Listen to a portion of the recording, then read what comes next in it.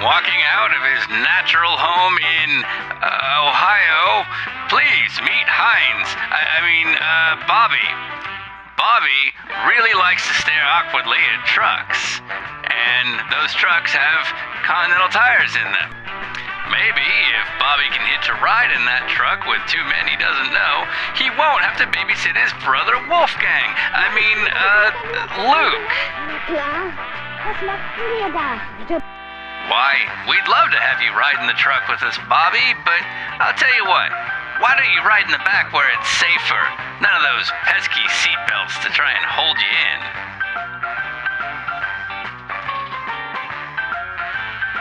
Say, where are we going anyway? Well, Bobby, we're going to, Road America. By far the safest track here in the U.S. because you've got trees to help slow you down.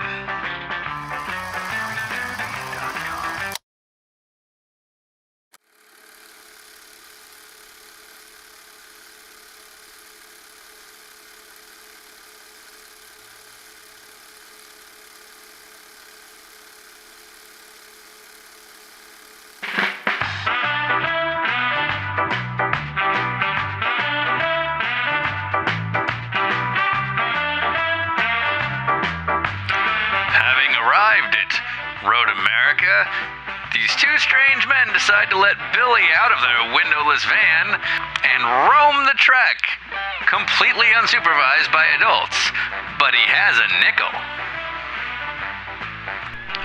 Luckily for Billy, he finds a completely unsupervised race car that he's free to touch, and that race car has absolutely no branding on it.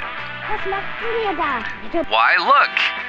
It's the one mechanic it takes to operate this racing car. Say, Billy, did you know that a season of top-level racing costs up to $100,000? Can you imagine?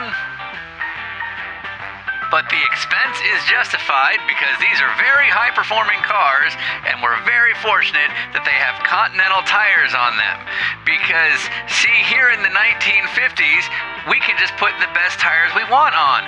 Because we're not limited by some weird concept of homologation where we're told that we're going to be saving money by only being able to buy things from the manufacturer, not just, make parts for ourselves, which is actually cheaper. But for some reason, we want to enable the people that don't need the cost savings to make the most money. And us, the private teams, actually have to spend more money than we used to benefit the big manufacturers that, have budget. But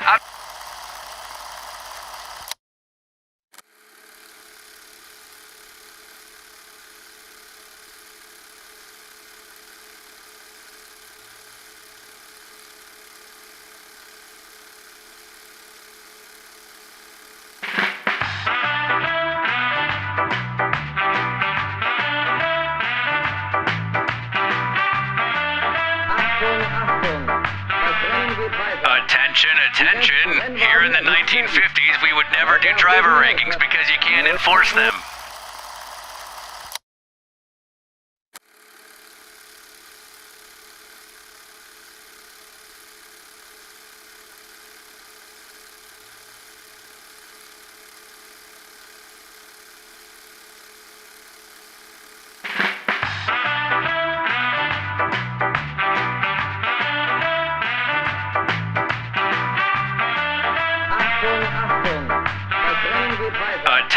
Attention! Here in the 1950s, we would never do driver rankings because you can't enforce them.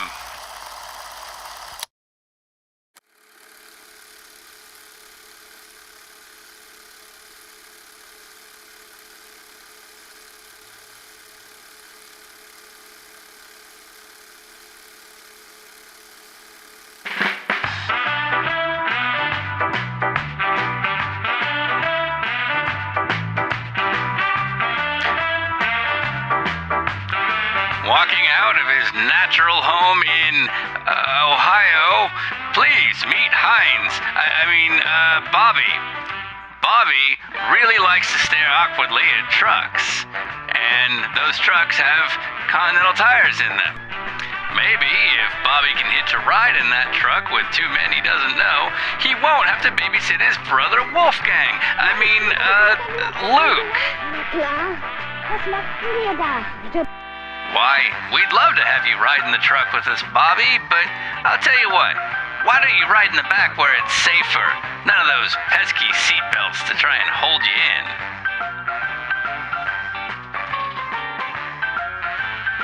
Say, where are we going anyway? Well, Bobby, we're going to, Road America. By far the safest track here in the U.S. because you've got trees to help slow you down.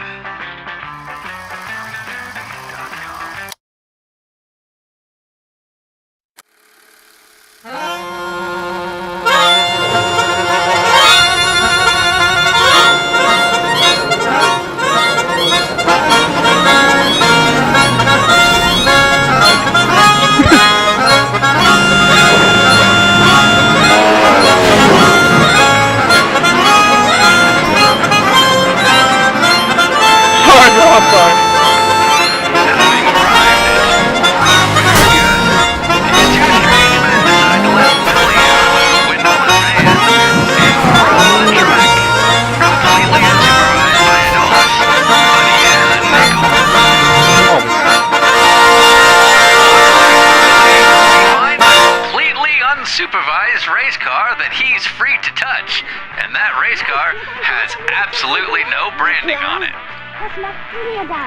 Why, look, it's the one mechanic it takes to operate this racing car. Say, Billy, did you know that a season of top-level racing costs up to $100,000? Can you imagine?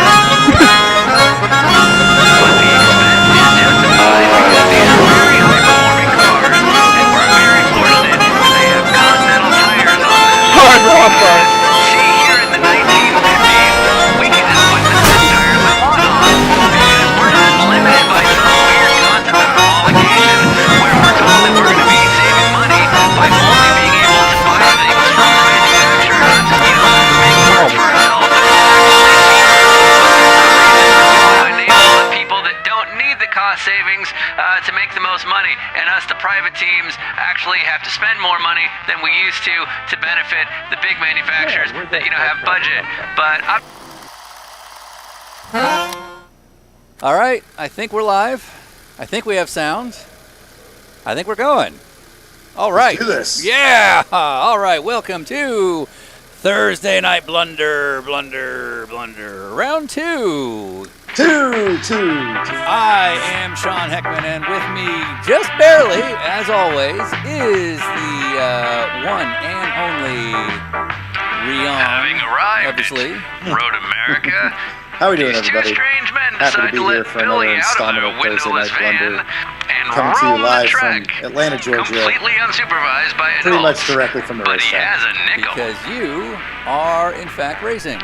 Luckily for Billy, Yeah, I just got he finds here a completely about 10 minutes ago, unsupervised back to my race car apartment, that he's and, free to touch. And that race car yeah, I has ate my Jimmy absolutely John no sandwich branding on it. over the sink like a rat because had to eat real quick. It's dinner with racers, right?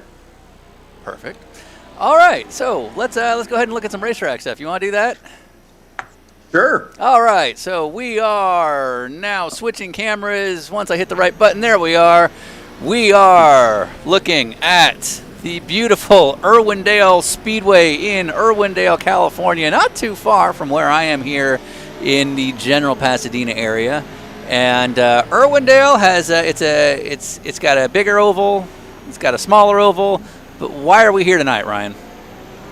Well, because as you pointed out, it does have the big oval, it's got the small oval, but more importantly, it's got a figure eight layout. It does, and we are setting Dinner with Racers history. We have done a lot of dumb races in our past, but we have never done a figure eight race, and I don't know how we waited this long. So just a real quick audio note. I think it's fine now, but the Continental ad audio was playing over us initially. Yeah, I think that is fixed now. Yeah, so it's all good now, but for future reference. But Very yeah, no, we've got several different classes of cars out here tonight. We have GT3 cars. we have Jumpy Trucks. And what's that last class, Sean? And Formula One cars. Right. That is right. Formula One cars. Go ahead. Nothing says figure eight racing like Formula One cars. Exactly. Now, it's worth noting, we'll pull this up on the board. We're actually, they're all on track together, but we are in 2 classes. Now, we mentioned 3 types of cars, but only 2 classes. And that is because we have 2 classes. We have Jumpy and not Jumpy. So we're originally going to run them all together, and then we ran some prelim races last night and realized that's just not going to work. So this is our Jumpy class, and these are all the same type of car. These are the iRacing Pro 2 light cars. In theory, not too different from, say, what you've driven before in the Stadium Super Truck Series, Ryan. Yep. And these guys are running in their own class, only racing one another. They're a little bit slower than the GT3 cars, a little bit slower than the F1 cars, but they are very capable of not only creating havoc for the other classes, but also it's pretty easy to tip these over, we found out. They're durable, they can jump, but if, say, an F1 car tags them from behind, they're going over like a little turtle. You know, I was at the racetrack today, and a couple of my crew guys were asking about Thursday Night Blunder, and I told them what we were doing, and they all said the Jumpy Truck, and I said, actually, I gotta disagree with you here based on what I've seen in some testing. I think Jumpy Truck isn't a safe bet at all. Correct. So, and in fact, what we learned in testing was the Jumpy Trucks, in terms of outright competitive potential, they're just not the right fit. So we decided we'll keep them on the track because we're always going to have Jumpy Trucks when we get a chance to have Jumpy Trucks. Right. And instead, we'll just we'll put them in their own deal. But meanwhile, the GT3s and the F1 cars are going to run in the same class together despite their very different characteristics and speeds. So, for example, we're looking here at Jeremy Lyons. I believe he is, well, let's see, who else have we got? Let's focus on a GT3 car for a second. They're all over the place.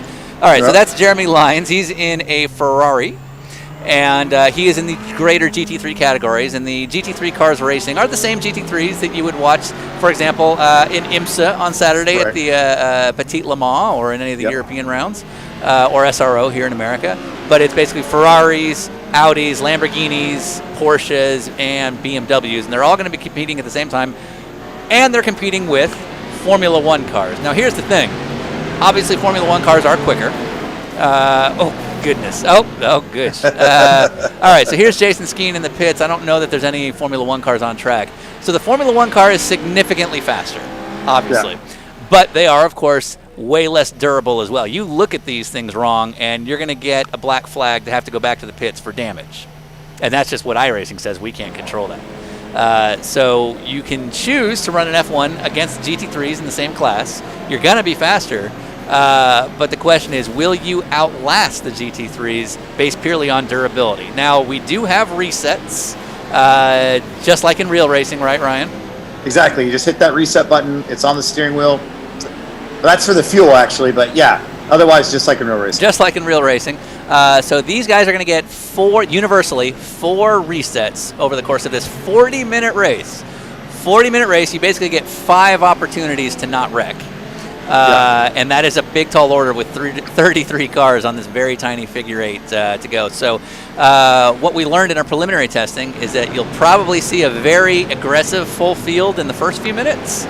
And then as people run out of their 4 resets as time goes on, you'll see a much thinner field. And that's where your pace will really show up. So it's anybody's guess what to expect here. Anyway, we are live on the YouTubes. We're live on the Continental Tire and Dinner with Racers Facebook. We're live on Twitch.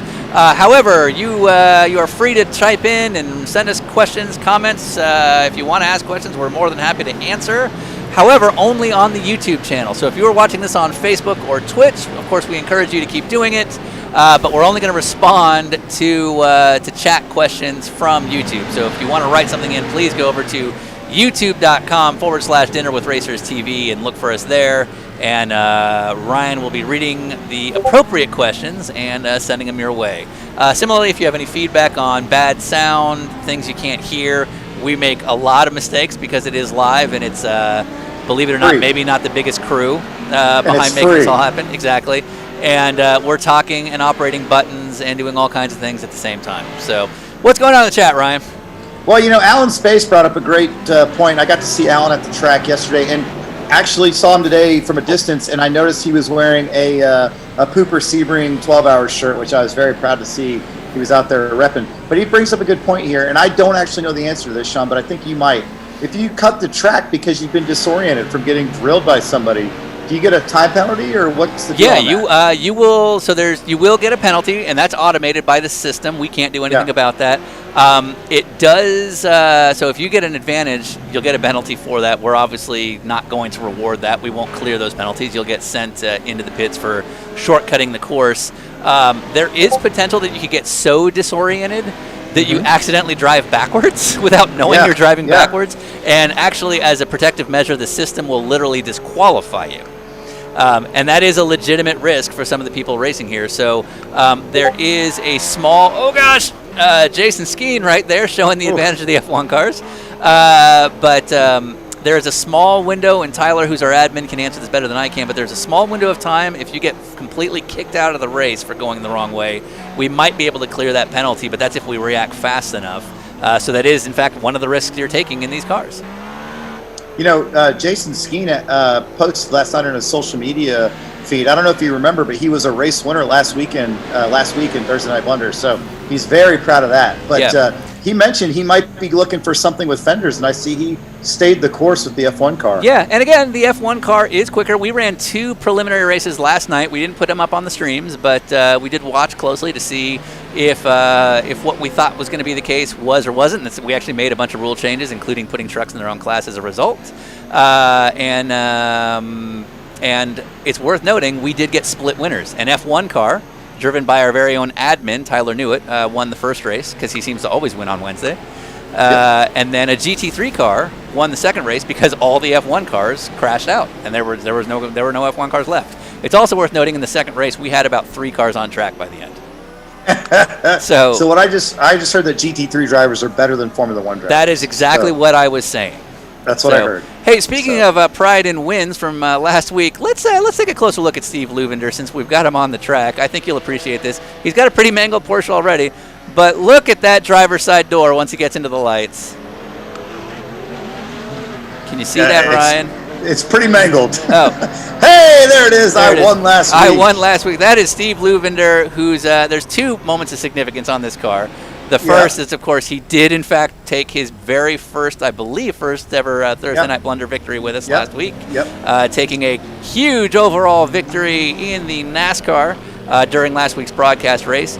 But he's also driving a Porsche GT3, which has a special heritage with Steve and our series based on a certain event we did last year. Do you remember this, Ryan? Yeah, no, I recall this correctly. We had Alvin Springer on with us, who is basically the godfather of Porsche motorsports in North America, and he dubbed Steve a factory Porsche driver, which was then confirmed by Wikipedia's journalism. So basically, he is in fact a factory Porsche driver, and I saw his boss today from a distance, Alvin Springer, gave him a wave, he gave it right back, and it was almost like he had a glisten in his eye because he knew tonight Steve Luvender would be trying to back up that win. Absolutely. If there's one thing we know about Alvin is he is super concerned for Steve and Steve's well-being. Exactly right. So once again, if you got questions, you got things in the chat, let us know. We're going to jump around. We normally have a big old series of guest hosts and different things coming on. This week is a little bit of an exception to that rule. If I'm being blunt, we just ran out of time. Ryan is, of course, racing at Road Atlanta this weekend, and then we were also, Ryan may have been in Southern California recently, as early as like 36 hours ago, and we might have been doing some video shooting, so we simply ran out of time to really arrange too much. And with half the IMSA paddock gone, with Petit Le Mans this weekend, or I should say all of the IMSA paddock, NASCAR finishing up their big event last weekend. Not a lot of availability for people this week, but obviously the whole point of this was to go into the off season. So November, December, you name it, we'll have some pretty cool guests. Well, we are going to have one guest this evening, Sean. And it sounds like it's a freeloading guest. Well, we both can appreciate that. Yeah. So none other than Mr. Mark Miller will be stopping by here in about 20 minutes. Yeah. He is crashing on my couch for the next couple of nights. He's down here in Atlanta working on deals for next year. He spent a lot of time today with Bill Riley, as did I. Got to chat with him for a few minutes. And Mark Miller is going to step in here in a few minutes, take over for me on the comms, and the fans, if they have any questions for him, he'll be happy to answer them. Exactly. Mark Miller's, of course, had an interesting season this year. driving in a number of different events and series, including the big premier IMSA WeatherTech series. Recently had an injury, which I'm sure he'll get into, so we won't go into too much detail here. But for those who don't know Mark, he's of course done a Dinner with Racers podcast, which is well worth listening to. I don't know the episode number, but it's on the website. And the dude's got no shortage of stories. So Andrew Barca writes in. He wants to know how my car was in practice at Road Atlanta today, and it's pretty good. We struggled yesterday. I don't know what we were thinking. We put a setup on that we never tried before. It did not work out. Put a fresh setup on it today. Basically the VIR setup with a little bit of an alter for Road Atlanta, and the car was a rocket ship. So excited about tomorrow. Perfect. And, of course, you will be racing in the Pilot Challenge Series race, which is, in fact, tomorrow. Yep. You know the details? I don't. I have no idea. According to my schedule here, we are green. You're green. At 1 o'clock, no, 1:10 to 3:10 p.m. 1:10 to 3:10 on the East Coast at Road Atlanta. That's the Fox Factory 120 for 2 hours. Yep. I have no idea how you can watch it, and I've pretty much given up telling people how to watch it because it's a giant pain in the ass. So if you know how to watch the Pilot Challenge race, that was a close one. Feel free to look into that tomorrow. Yeah, go to IMSA.com. I'm sure they keep their website updated because they are on the ball with their marketing. And so I'm sure if IMSA's doing their job right, it's all very clearly laid out how you can watch you race tomorrow at Road Atlanta during the Road Atlanta Pilot Challenge 250. There it is. Yeah. I'm sure that's what it's called. And that's that. So, all right. It is now 7:45. There are 15 minutes left of practice. That's exciting. Where are we at on the board? So Lee Lucas looks like he's setting P1 right now. Yeah. Brian Stilley in P2, which I believe those are both F1 cars. And then Paul Roddy, I believe that is our top GT3 car, who is P3. And that is our excitement for this session. So why don't we do this? Why don't we take a quick little break? Download a couple of things. Maybe we got a few folks. In our Zoom who are on the track right now. Maybe we can reach out to some of them, and let's just see where the action takes us, Ryan. Sounds great. And I just want to point out that Mark Miller has just arrived because my front gate just sent me the little code. So okay. We'll have a little Mark Miller action here very shortly. All right, we will be right back. You are watching Thursday Night Blunder here on YouTube, Facebook, and Twitch. Once again, if you have questions, send us a note, but only on YouTube, and we'll see you soon.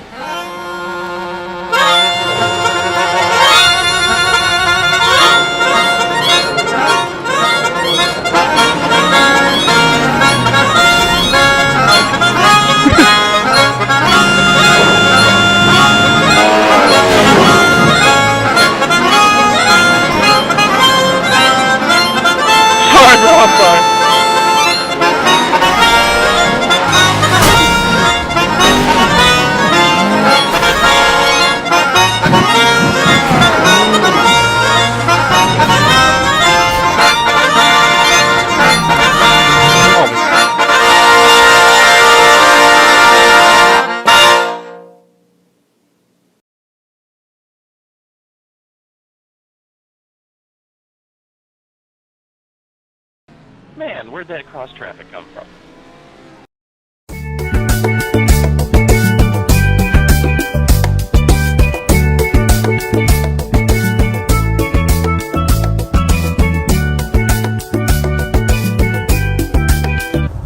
Alright, it's 9:57 a.m.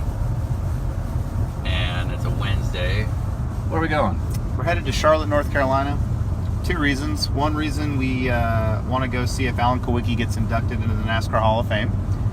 And the other reason is we owe Bill Riley a little bit of money. If you go to our website, dinnerwithracers.com, we sell t-shirts. One of our t-shirts is themed after none other than Bill Riley. And to have that agreement, we have to pay him a royalty for using his likeness.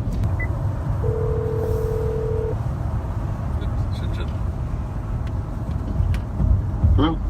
Hey, Bill Riley. Hey, Ryan, what's up? Nothing. Just wanted to let you know Sean and I are going to send that money for the t-shirts today. Oh, what are you two up to? Nothing. We're not up to anything. We're just sending you the Oh, money. yeah. Just let me know that. All out of the blue after 6 months of silence. Oh, no, you're not up to anything. We're just sending you the money today. We wanted you to know. Where you send it to? To the shop. Oh, okay. Someone will be there to collect it. I think so. Okay, great. Then, yeah, it should be there today. Okay, good. Awesome. Good. Can't wait. Sounds good. Thanks, Bill. Okay, you guys have a great day. Thanks for calling me and let me know. Yeah, no worries. Okay, all right. Bye. He knows. He knows immediately. Yeah. All right. There it is. A lot of people here. Riley Technologies. Where do you think the lift? We gotta go to the back, which is I think around the other side. There's a loading. I just hope there's a security cam. You've been waiting for it. Shows us backing up. Okay.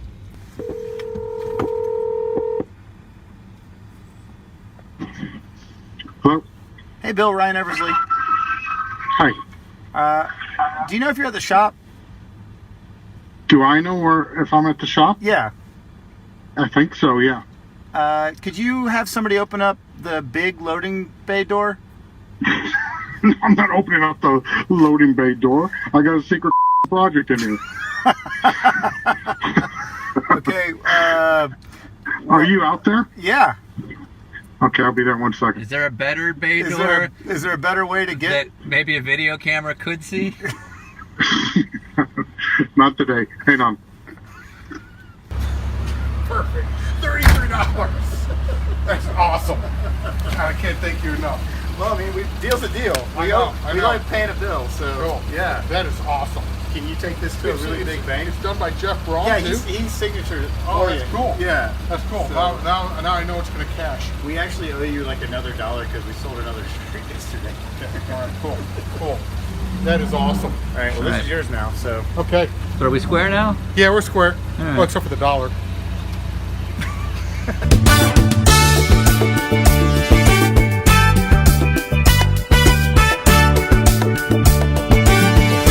Oh, happy birthday. Oh, thank you. oh right, yeah, happy Thank you, birthday. Thank you. Thank you. Cool. Okay. All right, we are back here at Thursday Night Blunder. I am Sean Heckman. Ryan has stepped out because he's getting our special guest, and we showed that last Bill Riley video for a reason, because this next guest is near and dear to Bill Riley's heart, and we'll get into why in a little bit, but for now, it is just me while literally he lets him into his apartment. So I am joined right now by our admin and our guy working the controls. We've got Marco Barbonera with us. Say hi, Marco. Buonasera, ciao a tutti, hello everyone. What time is it over there? 10 minutes to 2 in the morning. Okay, The so clock's changed. and so you're working the cameras that people are seeing right now, and basically you and I work together to get these looks, and you're literally staying up till wee hours of the night because you like doing this. It is absolutely worth it. All right, that's on you. And then running our admin is Tyler Newitt, who's going to have his work cut out for him tonight. How's it going, Tyler? Hello, I'm good. And you ran our practice race last night just to get a sense of what these guys are going through. You actually won, and you're now 2 for 2 in practice races during our 2021 season. And That's incorrect. I got taken out by that's right. Ben Cox in in the first race. first race. All right. Yeah. Well, okay. So you ran the F1 car last night. You won. You were down. You were out of resets. Am I correct? Yes. Yes, Yeah. you barely- For most of the race. So you barely limped it home in those final 15 minutes. So as an F1 driver, what was your experience? First of all, I've never been introduced as an F1 driver before, so Yeah, that's there you pretty go. fun. Enjoy that. My experience was there were not that many cars on track, as the F1 drivers will have to face tonight. So I had it pretty easy, I think, Now- because they are going to struggle. Now, the advantage of the F1 car, obviously, it's just got a faster overall lap time. But the thing that I noticed with you is that the F1 car, because it's more nimble, it can accelerate quicker, brake quicker, turn easier. You can simply avoid obstacles a little better than the GT3 cars can, right? Yeah, I could pretty much get to the middle and floor it if there was somebody coming, or just wait if there was somebody there. Right. So, but I think there's probably going to be a line of cars and trucks tonight that make that more impossible. right, because one of the dangers if you're an F1 car, and let's say you see a car coming and you jump on the brakes to avoid an incident, you could get hit from behind. And we saw that in the second race or especially. driven over, as the trucks might the case may be. I gotcha, exactly. So it's not like you can just sort of choose your own destiny in the F1 car because there's so many cars all over the place. No, there's you're pretty much at the mercy of the drivers around you. But yeah, I'll be reviewing every incident tonight for race control purposes. Oh, so, I'm sure, yeah, because we're very data driven. We're very big on integrity, as yes. you know. Yeah, I've got the cameras for every car, so every little piece of contact, you can be sure there'll be some penalties handed Absolutely, out yeah, because that's again, integrity is very, very important to us. So, what is on Davis Trask's car right there, Marco?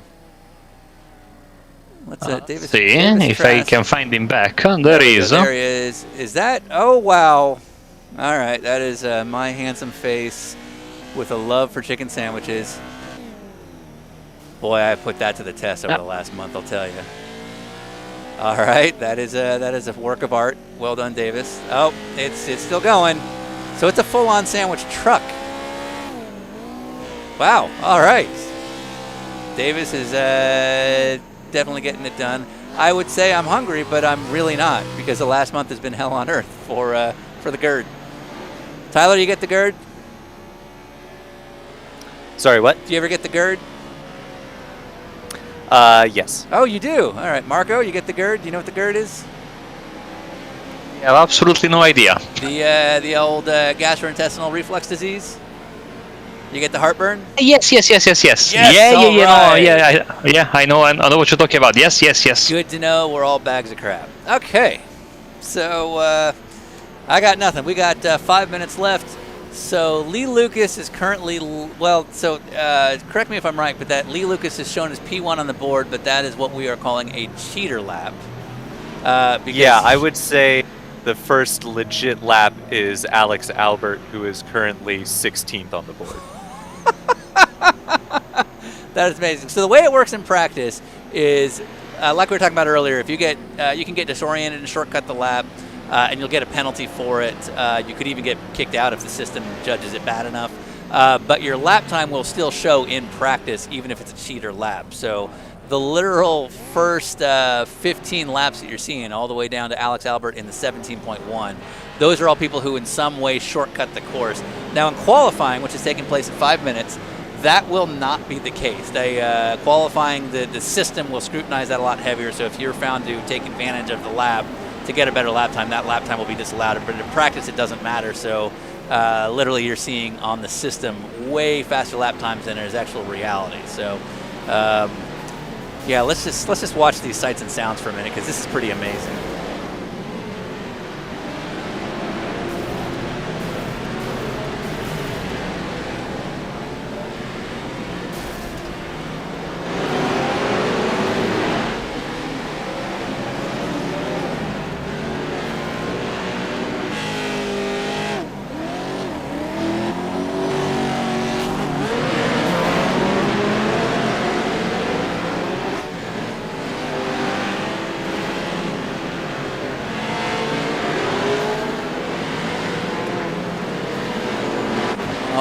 Let's take a look at the chat. Let's see what everybody's got.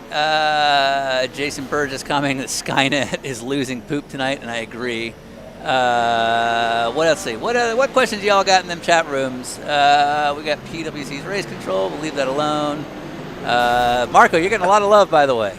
People love that accent. I got nothing. It makes me so. I mean, if the amount of love and from the guys, it's amazing. And another reason why it's so worth it to stay up until late to do this, because it's a fantastic community, and I'm working on a spotter pack for iRacing. If Are you that really? makes people happy. Oh, I want that. Yeah. So wait, there's gonna be a Marco spotter pack? Coming soon. Yes. It's been work. been working on it for like 6-7 months, so hopefully one day it will come out. I am all in on this. So we've actually thought jokingly about starting spotter packs, like a Bill Riley or a Jeff Brown or an Andy Lally spotter pack.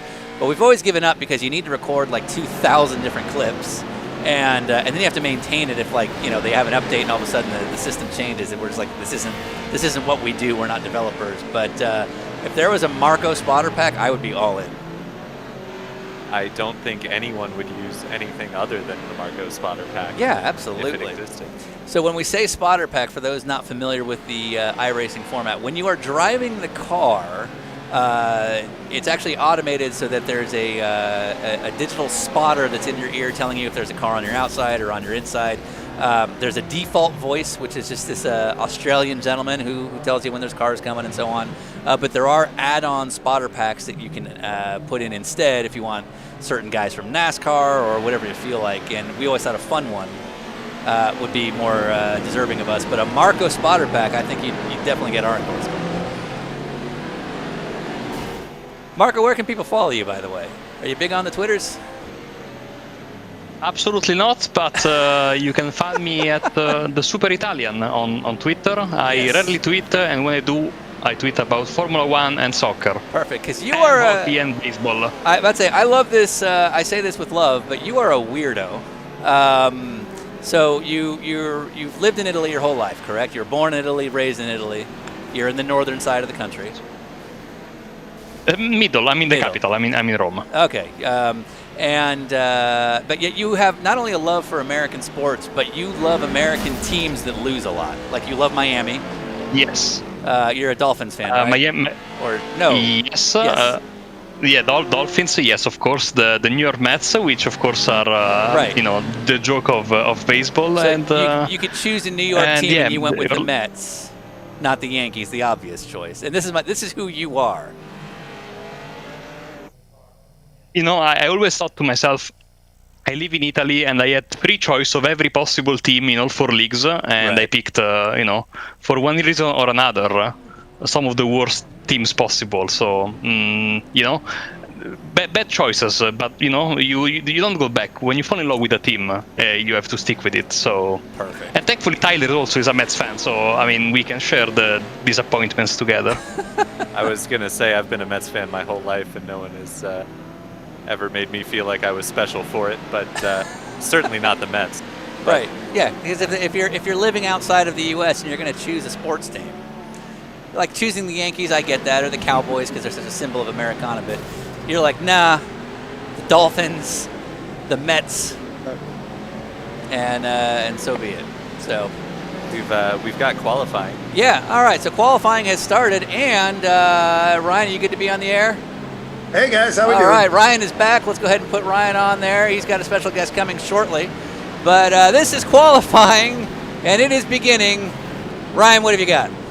Well, I got a soaking wet Mark Miller here, and not because of his excitement for the figure 8, but because when he pulled up and I went out there to get him, it started pouring rain, like pouring.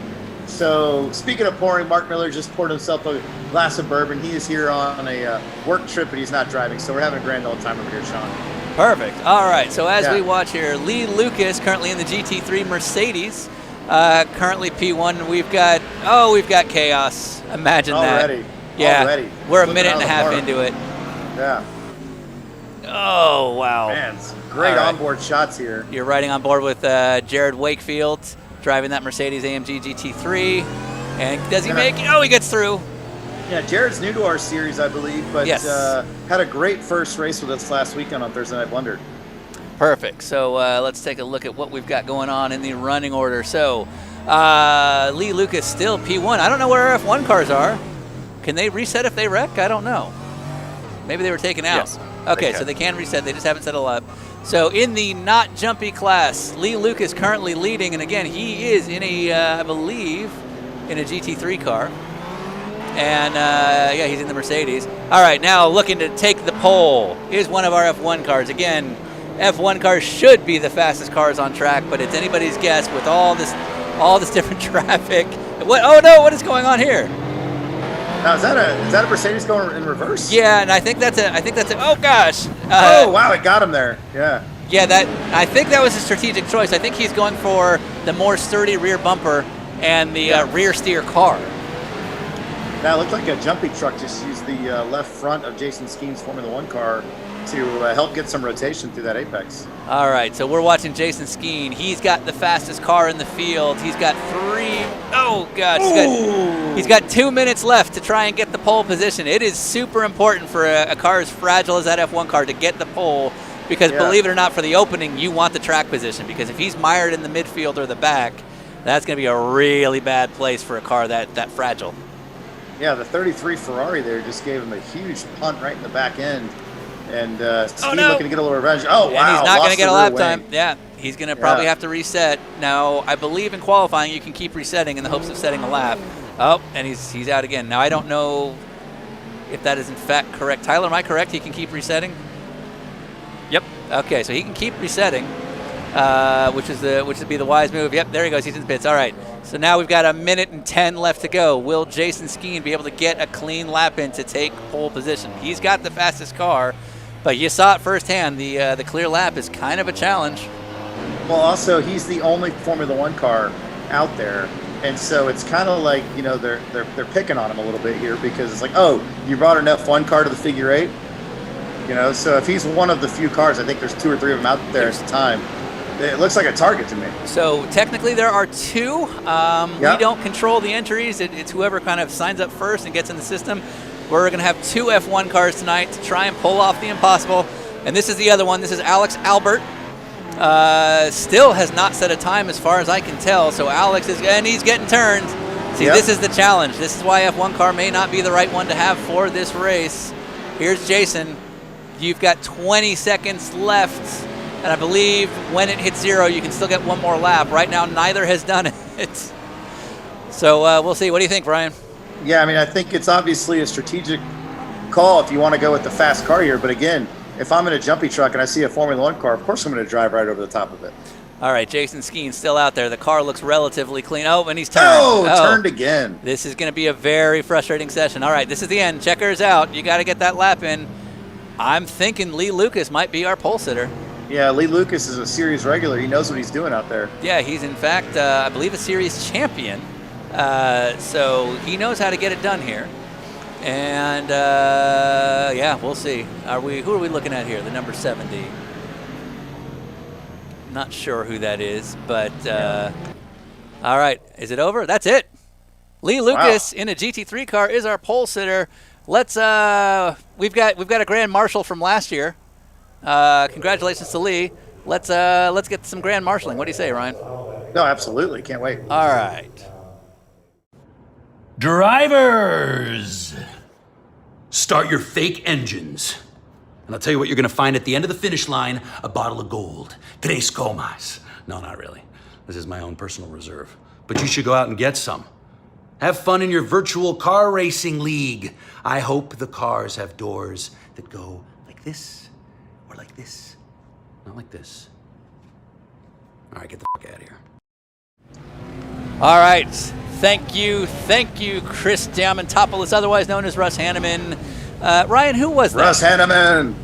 Russ Hanneman is one of our favorite characters of all time. He was featured in the show Silicon Valley, and for lack of a better phrase, that guy. F's. Yeah. I think we cut out there, but real character. He also played Brian, one of the camera guys on The Office. So a little bit of something for everybody. That's Chris Diamantopoulos. He's a phenomenal character actor. He's got some other work coming up, but he was nice enough to give us the start of the command in character. By the way, you see that truck on the upper part of your screen? That's the back of the field. Right. So it is literally cycled all the way to the back. That is the back of the field right there, including Jason Skeen and Alex Albert. They're way back there, mired. So we will see how this start goes. What do you think, Ryan? It's going to be exciting. I'm excited for this. This is fantastic. Exactly what we hoped for. This is going to possibly be the dumbest start in history of Dinner with Racers. Thursday Night Blunder. Something. Yeah. That's saying something. We've done a lot of dumb things, including this whole show. Continue to do so. All right. We're waiting for the green. We'll turn it up. We'll crank it up. Lee Lucas flashing those lights. He's a factory driver now. All right, here we go. Lights are up.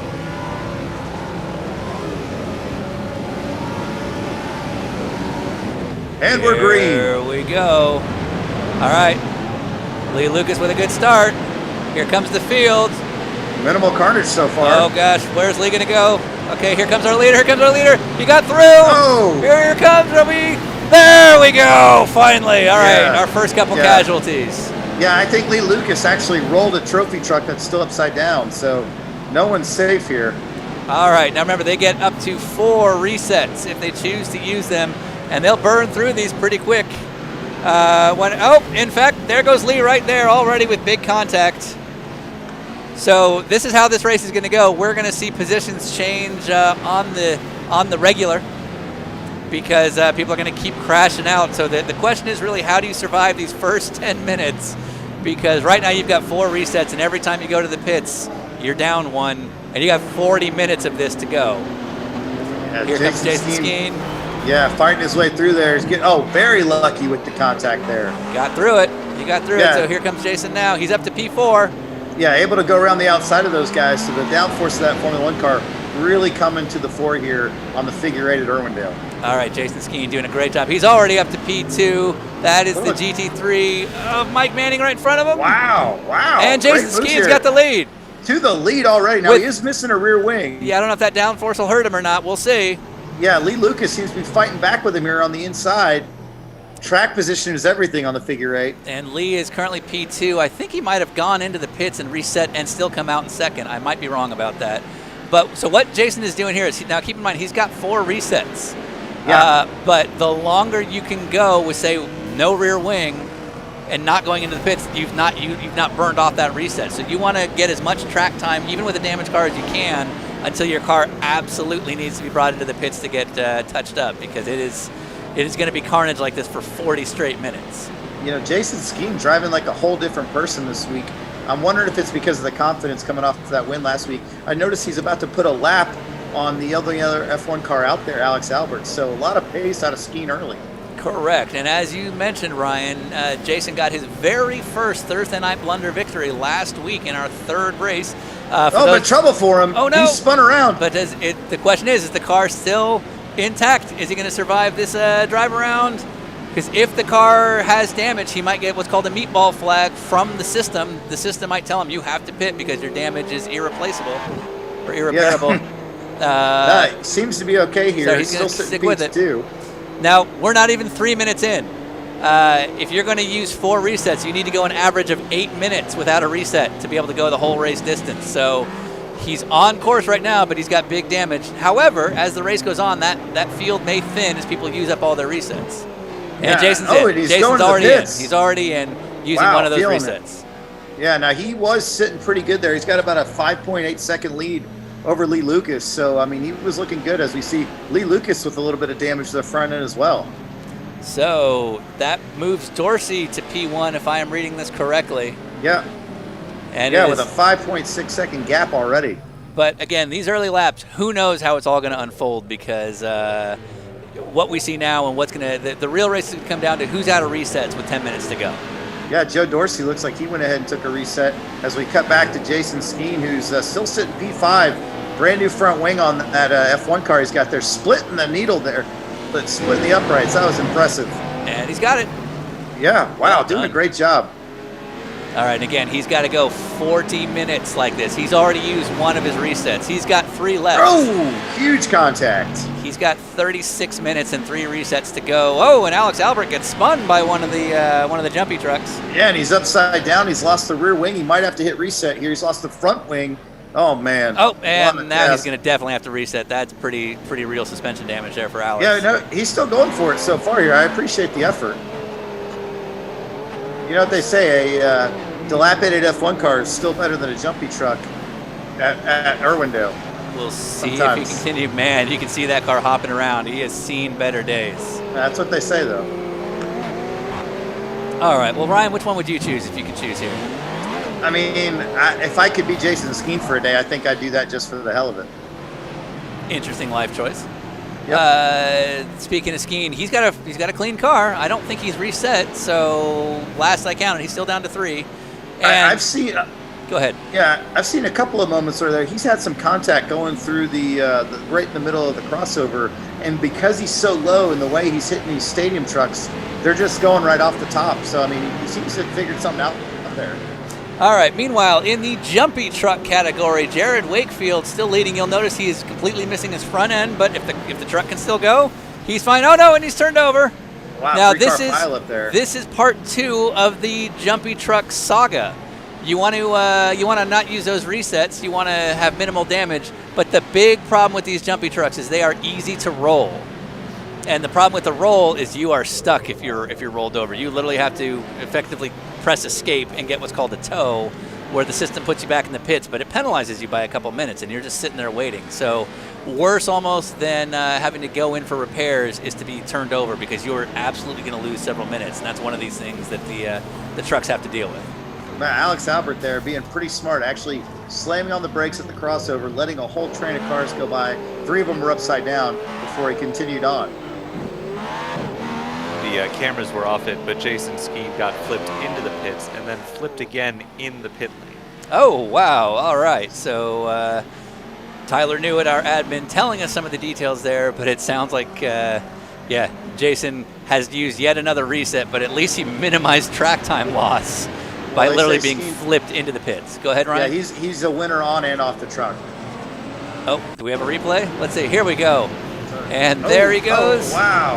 And does he go into pit lane? That might be the most rolls we've seen today. Yeah, but give it time. Oh, okay, so he was rolled right into pit entry. Still got hit. What is this? Wow. Wow. Man, they are really coming for him after that win last week. That is something special. Now he's back out there, and remarkably, he's still in the top 3 overall. He's P2 in class now and P2 overall. So heck of a comeback here for the kid. Exactly. Jason Skeen, now with the confidence of being a race winner from last week. If you go on to either Jason Skeen's Twitter page at SKEJAS at Skehas, or the Dinner with Racers DWR show Twitter, we've retweeted it. He has an amazing family video from last week. Possibly one of my favorite videos of all time of his family celebrating his big win from last week. It's well worth a check out. And Jason, once again, now. He's down to 2 resets. I mean, he's really putting that reset button to use here, as well as that roll hoop. And we're only 23 minutes in. Or we're still with 23 minutes to go. Excuse me, 33 minutes to go. Oh gosh! Wow, just right into it.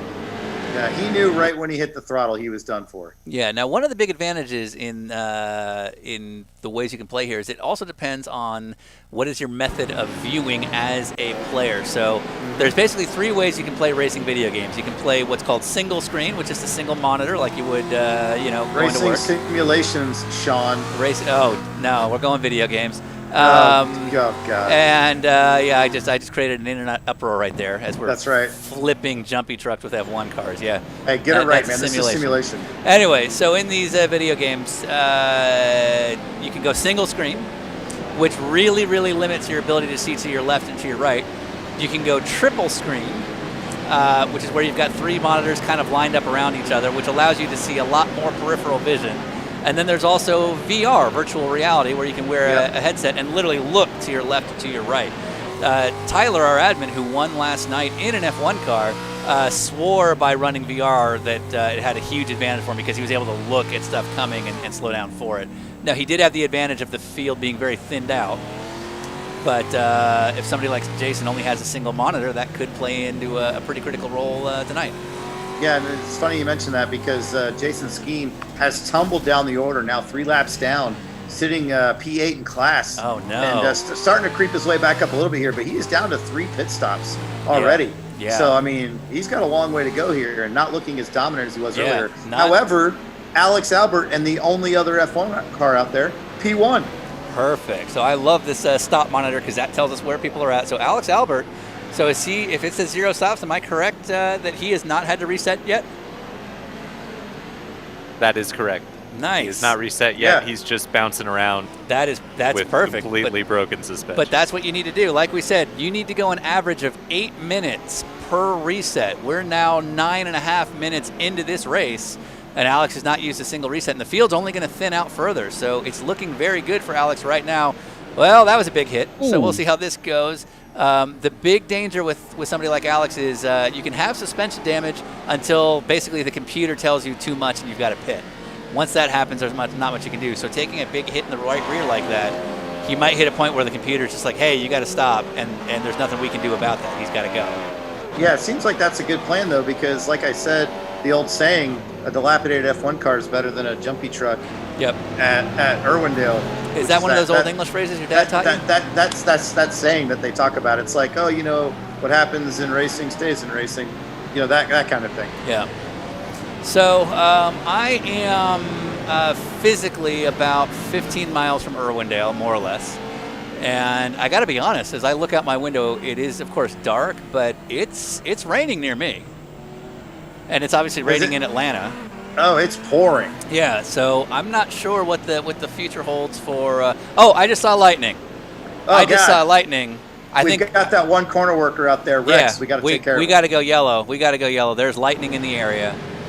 Yeah. I think the rule is if there's lightning at least 50 miles away in the Southern California area, everyone has to drive like an asshole. Exactly. That is the rule. So we're going to go yellow here. We're going to see how this cycles through. Now, those who are new to Thursday Night Blunder knows we do something special. For the people that are a lap down, we have a wave-by procedure where some people get to get their lap back. But we have to approve who gets to have that happen. So it's going to, oh, God. Are people just being a-holes now and just trying to wreck them? I like that you said now at the end of that. Yeah. So we'll wait till everybody gets bunched up, and when Tyler and Marco give us the all clear to start declaring wave rounds, we'll take a look at who's free to get a wave round, who is not. How's your guest doing? Well, Mark Miller seems to be doing really great over on my couch. He's already finished his first glass of bourbon, which I'm really proud of him. So he, when we get to these wave bys, why doesn't he look over your shoulder and he can help us? Give some approvals on wave bys. I think he's busy, but okay. After the waiver rounds, we'll probably have him hop on here. I got you. Yeah. All right. So we are looking at Ben Wedge, who is P2, but effectively, depending on how Alex's race go, that is the catbird seat if Alex has a bad day. Right. But right now, Alex is doing a phenomenal job of staying clean. He's now had one stop based on his damage. He's definitely taken that. Oh gosh, this is the downside of yellows, by the way, is because there's other traffic, there's other cars coming. It also means Tyler's job as an admin clearing black flags for passing under yellow is a nightmare. Right. But that's his problem. I wonder how many times a day when we're doing this that he sits there and goes, "Why am I helping?" Who, Tyler? Guys? Yeah. Oh, yeah. Well, we're paying him handsomely, obviously. Oh, right. Right, with all our podcast money. All of our podcast money. Yeah. All right. The leader has caught the pace car, so we might as well. Okay. This is as good a time as any. Do whatever this for is. wave rounds. All right. So we'll just see what Marco chooses. So this is Ben Wedge. Let's take a look at Ben Wedge. I don't know how many laps he's down. He has a blank car. I say no. No, he's not getting a wave round. Ben Wedge, you're better than that. You can do better, Ben Wedge. You get nothing. You get nothing. All right. Next up. Wait, are we okay? No, that says banana phone. So we're definitely getting banana phone. So this is Zachary Lewis, Jack Trump, and that is a full-on banana phone. Ring, ring, ring on the rear wing. He's getting a wave by. Yeah, Zachary Trump gets a wave by. Zachary Lewis gets a wave by. Who else we got? A reminder to please say the car number. Okay. car number 26. Car number 26. Zachary Lewis. Yeah. All right. The number 24 Audi of Matthew Struckman. It is, while not Dinner with Racers theme, that is a Veterans Day theme, so obviously country first. So we're going to give Matthew... Wait. Is it a Veterans theme, or is it just the scheme that Audi uses when they try to, pander to Americans when they do the 8 hour? Like, we're totally American. No, we're American. Check out the Solid German lineup. We've got a huge department of Audi dedicated to American customer relations and racing.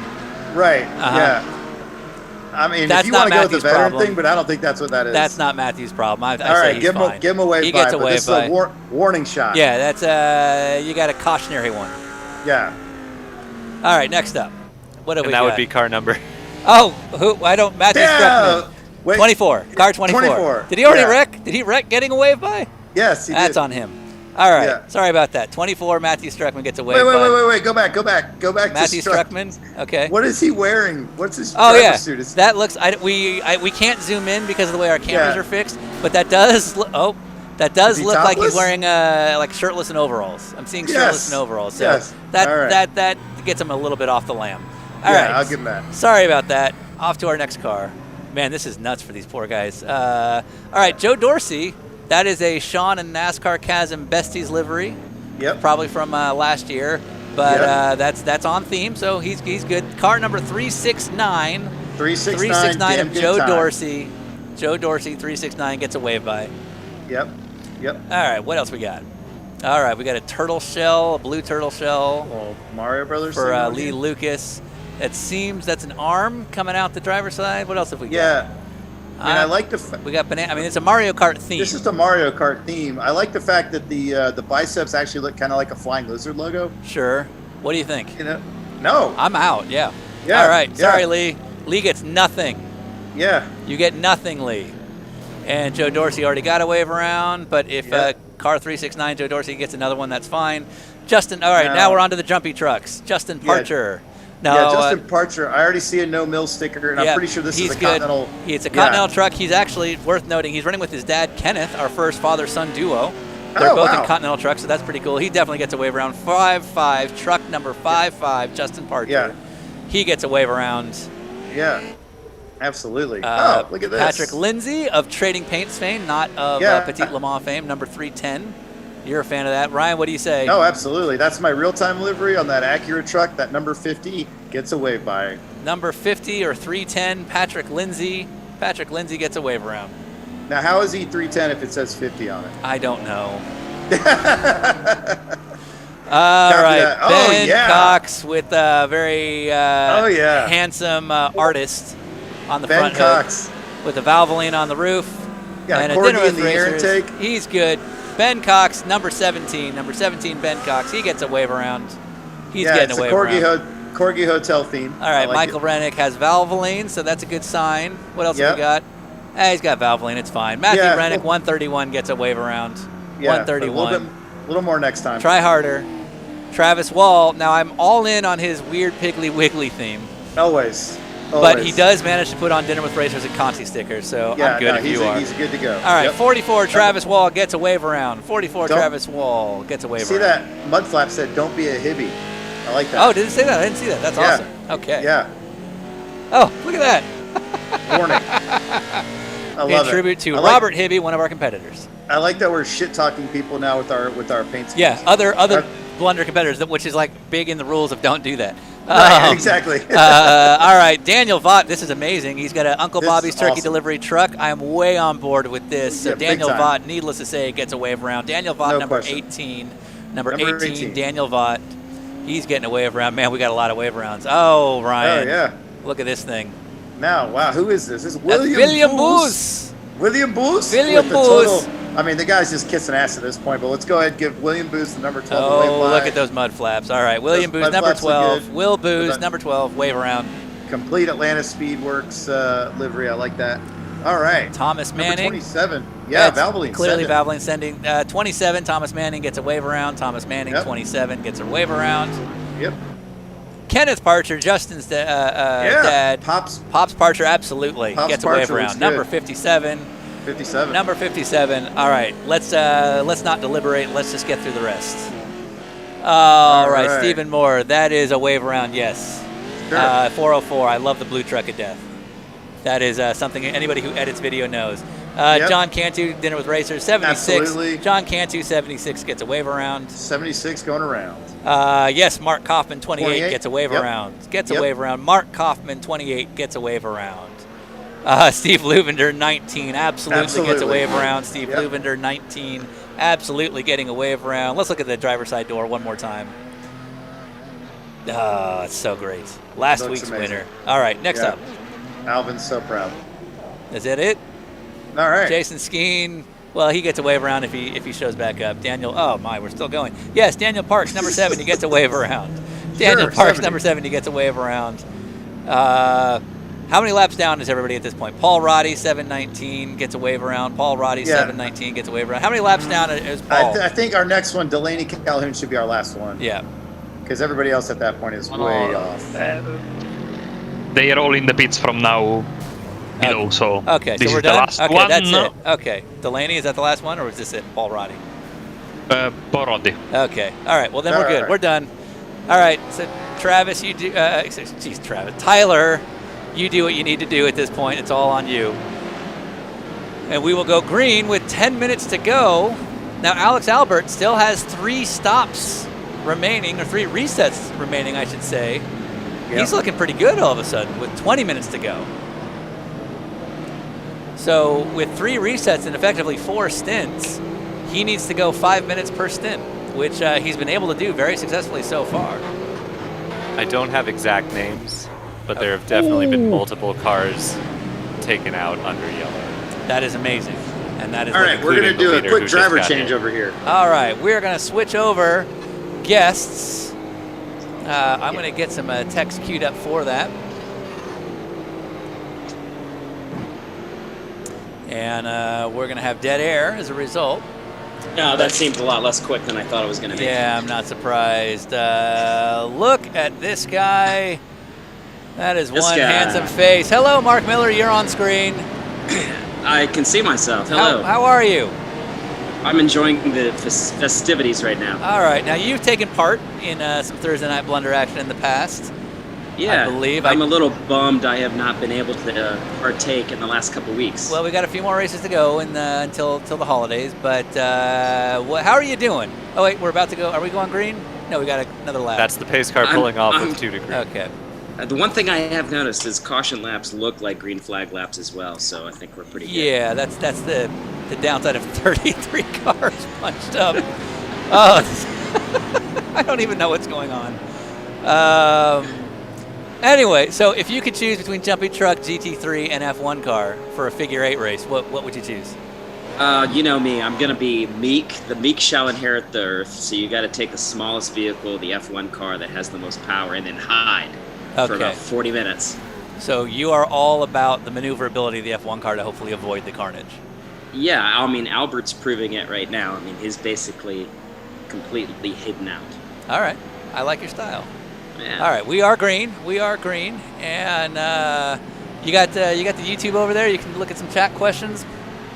Yeah, I had it on my phone. I was chatting it up a little earlier. Very good. So Mark Miller is with us. Mark Miller is a GT3 and GT4 race driver as well as Trans Am. He was competing earlier in the IMSA WeatherTech Sports Car Championship. Unfortunately, Mark had a little bit of a sideline. What? This happened. And then that happened. Let's look at this in a bigger screen here. Oh, look at that leg. What'd you do? I ruptured my Achilles tendon. So apparently it is a real thing. It's not a Greek myth after all. Yeah, it's and how did this happen? I actually don't know the story. Really exciting. I was trying to stay in shape so I could be a better race car driver, and it broke. And it didn't work. Yeah, it broke on me. All right, and so that unfortunately you need an Achilles to well, be able to apparently race. you don't need it, but it is helpful if you like to stand and walk or run. Right. Definitely makes transport a little bit of an issue. Yeah. So this was your first big trip, right?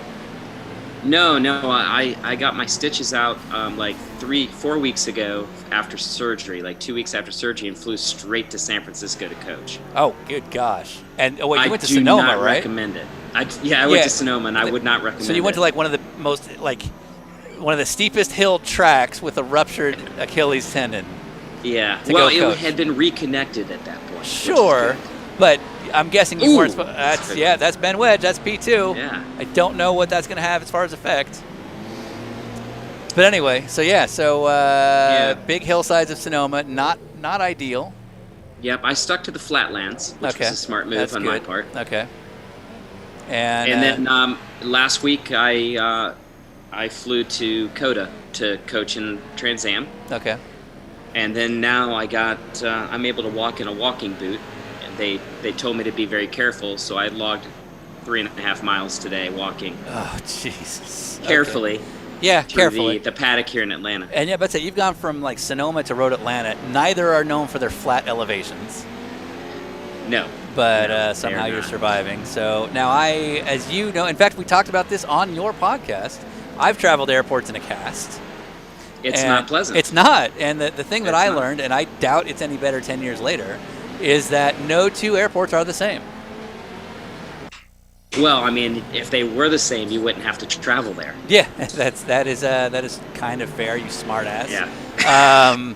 But every time I would show up, and I did a lot of traveling during that period with a broken leg, every airport I would show up, and the TSA agents would look at me with this, oh God, like confused look, like they'd never seen a guy in a cast before. And in my head, this happens 30 times a day. Yeah, all the time. But you have to request the wheelchair. I stopped requesting it. Oh, I never bothered with that. But yeah, it is helpful when you really can't move. Sure. But I did make the request, but then they show up 10 minutes late, and I said, well, I would have been there by now. So right. I just so there's no forget game. it. Yeah, exactly. Yeah. Now I guess I was in a different position in terms of the kind of break I had wasn't really that risky, and so walking around wasn't that big of a deal other than just annoying. And I'll never forget how by the end it was like I was telling the TSA agents how to get around. You know, okay, you got a swab here, and then you take that, and then you scan the swab. But it's like, how is this not standardized by this point?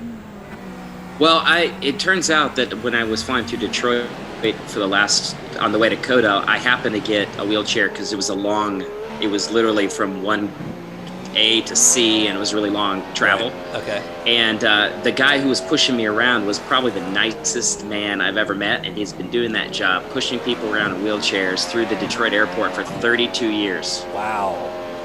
So he knows. So I just shut the hell up at that point. Whatever. If he was lost, I didn't care. I was like, wherever he took me, I was fine. Copy. All right, we have 13 minutes to go. Alex Albert has still only stopped once, which means he's only used one reset out of a total of 4. I don't know. Alex is looking really, really strong. Ben Wedge now 33 seconds on the same. Oh, no! Just as you said that. And the curse. And his that is the curse. Down. The broadcaster, and he needs a toe now. Go ahead. Ben has used two resets in the last 5 minutes. Oh, so. Ben. So we're getting more aggressive as we get to the end here. Is what it sounds like. So Ben Wedge. Seems that way. Ben Wedge, who was P2, has used a bunch of resets. That is Albert's second big accident. So he now has 2 more to go. And I was thinking he was going to need a tow, but now he should be clean and ready to go. Let's see what happens. Ben Wedge will now inherit the lead. Alex is in the pits. This is your leader, the Ferrari GT3. Once again, the race now going back in favor of GT3. 13 minutes to go. This is the first time the GT3s have led as the attrition continues. I can't see from my vantage point, but Tyler, how many cars look like they're completely out of the race by this point? Probably about 10. Okay, so 10 out of 33. So about a third of the field is already. Oh no! Oh no, that's a big overestimation. That's okay. Not big fun. Big hit by Alex. Mark, you ever done that? Oh yeah, I've done that before. Fair. All right, we got 11 minutes left. Thursday Night Blunder, it's every Thursday, so. And he's going to have to use another one of his stops, but I still have to give the advantage to Albert here, just for the sake that he has done such a strong job in the first half of the race, and Absolutely. I think he can do that. And believe it or not, that F1 car is relatively robust, it's looking like, and it's not like the Italian Fragile, which is, of course, Italian for fragile, the Ferrari that Wedge has got. That car does damage relatively easily, so if one of the Stadium Super Trucks rolls over on top of him, he will have to use another stop. All right, so Alex is now 1 lap now to the bad of Ben Wedge. He's now used 3 of his possible 4 resets with 11 to go. Go ahead.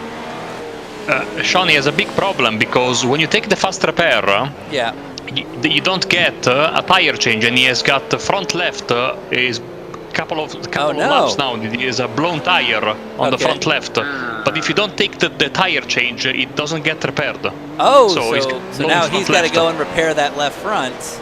So this is bad news for Alex Albert, and now he's going to go further back to Ben. He's going to do a tow as well. Oh no! all of a sudden Ben Wedge, who was just sort of biding his time to see what happened with Alex, all of a sudden Ben is looking really good. That is a mangled up Ferrari, but he still has 2 resets left with 11 minutes to go, so Ben's looking really strong all of a sudden.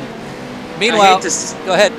I hate to say it, but I think Albert kind of was surprisingly doing better than he thought he would have done at the 20-minute mark, and maybe it just lost there was a little bit of psychological pressure that went on him here. He was making some mental errors here in the last 10 minutes. And obviously you have driven in this series before. The stakes here are very high. I mean, the pressure it's like a pressure cooker, especially in these type of conditions. Because everyone's out to get you no matter what. Everyone's always out to get you. And in terms of winning a single race at Thursday Night Blunder, Mark, I mean, what does that do for your career? I mean, I won Le Mans, so I mean, do I even have to continue to say that is fair. It is easily in the top 30 of your career highlights. Yeah, easily. Yeah. All right, so if you got questions for Mark Miller with these final 10 minutes, again, we're only seeing it on YouTube. If you're on Twitch, if you're on Facebook, we won't see these questions. But let's see. I saw a question from Connor Kennard earlier. Did anyone have the courtesy to give you a golf cart while you're at Road Atlanta? I got several golf cart rides, so that's just as good. All right. No one handed me over the keys. And who was the nicest to pull over and say, Mark, getting in the car? I have to give a shout out to John Donovan and Robinson Racing because they came down and picked me up. And wow! Even let me make a sandwich in their hauler, so I was pretty happy about that. That's not a bad deal. Yeah. All right, so this is Matthew Struckman, who looks like he's just barely getting around. He is currently 5th, and I'm not sure which car that is. All right, now we're back to Alex Albert trying to make up lost ground. He's 2 laps down. He's used all 4 stops now, so that means I believe all 4 of his resets are gone. He's got to last 9 minutes and make up 2 laps to have any chance. Do you think he can do it? I mean, now I think he's going to try to do everything he can. You can see how well that F1 car handles, and if he's just patient and doesn't overdrive it, I think he can make up 2 laps. Absolutely. And of course, go ahead. Lee Lucas ran out of fuel. Lee Lucas. That's why he was stopped on the track. Oh no! So there he is right there. So that's Lee Lucas. Now that is one of the other factors. Is in this 40-minute race, you are not necessarily good on fuel, especially the trucks. Oh no! Ben Wedge just got turned. Alex Albert now missing a front wing, and he's out of recess as far as I understand. So Alex is just going to have to make this work and hope that he has no further damage to make these final 8 minutes. Now, I was actually really pulling for Lucas just because he was taking the Mark Miller course of how to flash your lights at everybody, every lap, every corner. Absolutely. He's a former winner. He's a former champion in this series. He knows his way around. There's Justin Parcher flipping out of the racetrack into pit lane. Let's take a look what happened here. Did he just get pushed and then sent? There's, yep. And, he just got turned by a GT3 car. Well, that's exciting. A lot of carnage in the last few minutes. Yeah, we weren't sure how thin the field would get with these 4 resets and 7 minutes remaining. But it looks like this is kind of what we were expecting. It seems like we're down to about half the field, but plenty of carnage. Alex still out there doing what he can. He's now 3 laps down, no front wing. Now, I would suspect that F1 car is still quicker than the GT3 car. But with 3 laps down... He's got some pretty major suspension damage. Yeah, you can see it no there. Rear wing. He's that car is bouncing around. Oh, wow. Yeah, look at... He can't even keep the car straight. Look at how much lock he has to put into the wheel just to go down the straightaway here. Watch this here. Yeah, that's a pretty towed out car. I don't know. It still turns left though. Still turns left. Not looking great. Yeah. Not looking great. But he's still going to try. Oh no. Oh, it's going to be bad. Meanwhile, yeah, he just needs to be patient here. Well, but the problem is he's still 3 laps down at this point, and with 6 minutes to go, your pace now does matter if you're going to try and make up that gap. So Alex is going to give it everything he's got, but boy, Ben Wedge is looking very strong, and he's got a fresh new car. He's still got 1 reset to go. Now, having said that, with 6 minutes and only 1 reset, that's still enough time for everything to go sideways. By my count, Ben has used all 4 of his resets. Okay, Tyler knows way more than I do, so I see 3 stops on the... Oh, wait, no, that's Alex that's got 3. All right, so Ben is out of stops. Is that what you're saying, Tyler? Both of the top two are out of reset. Okay, so it is just a straight up either race on pace. Oh, he just made up another lap now. He's now 2 laps down with 5.5 minutes to go. We actually have a real race on our hands. So it is going to come down to either Alex Albert making up 2 laps in 5 minutes, which does seem possible, or one of the two getting taken out badly.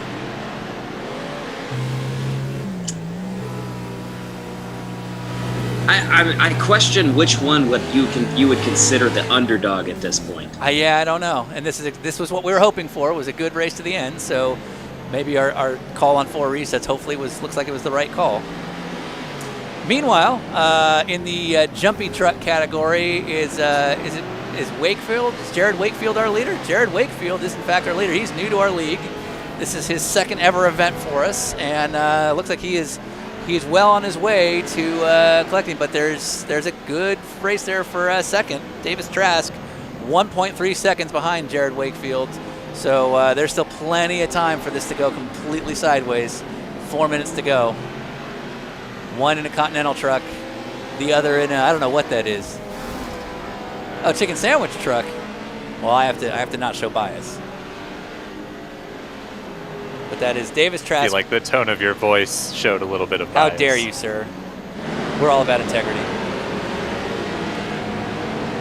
Mark, what do you got? I'm trying to find the gap right now. The gap of Wedge to Albert. I know it looks like it went back from 2 laps to 3 laps, so I wasn't sure what happened. Meanwhile, in the jumpy truck category, that is Wakefield versus Trask. And if I'm correct, we are seeing that battle for first right out there. That is Wakefield right there, but Trask is right behind him, and it would only take a flipping. Oh no! Albert's is that out. it? Is it over? That is Alex Albert, looking like his day is done. Let's see the replay.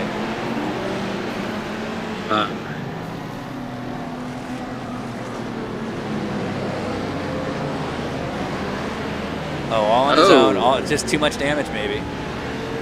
And yeah, so much damage. Now he's gonna try and get across. Here's the dangerous part. And he was taken out by the leader. He was taken out by the leader, no less. Well, it worked for Ayrton Senna, Nigel Mansell, Alain Prost. It might as well work for exactly.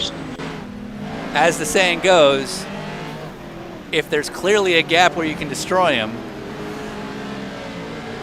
then you're definitely a racing driver. The truck leader just said he's about to run out of gas. And Jared Wakefield, this was one of the dangers we talked about earlier. The fuel mileage on these trucks, not enough to go the distance. And Jared may not have necessarily been aware of that. And so here with less than 3 minutes to go, Jared is going to be trying to do everything he can. Get his inner Rossi, his inner Dixon. Meanwhile, Davis Trask in P2, I would imagine he might be good to go. And we'll see how this shakes out. Ben Wedge now clearly leading. By the way, I'd like to point out Ben Wedge. Back in the pits. Ben Wedge is 5 laps up. If Ben has a bad day, we made a jumpy truck category for the specific reason that it was clear the jumpy trucks had no chance to win. They're P2 and P3 overall,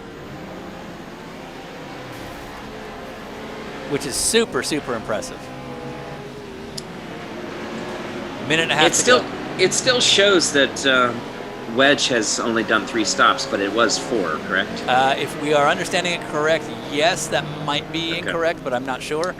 So if he gets damaged to where he can't continue, we could have an overall truck winner. Right. And again, but it would have to happen right now. Though, it would, and there is a separate award that we're giving for best snipe. So if somebody does an amazing snipe, and we didn't declare what that meant, but Mark, you can help me make that decision. If somebody were to give an amazing snipe, that would be the equivalent of a race win in the way we do things here. Now, if Ben Wedge is listening to this, he's now been made aware, as have some of these other drivers. So probably not in Ben Wedge's. I'm saying Ben Wedge, the leader, might not be in his best interest for people to know that there is a best snipe. Do you understand what I'm saying, Mark Miller? I totally understand. That there's a best snipe category, and if Ben Wedge, the leader, was taken out, that would definitely be an interesting criteria.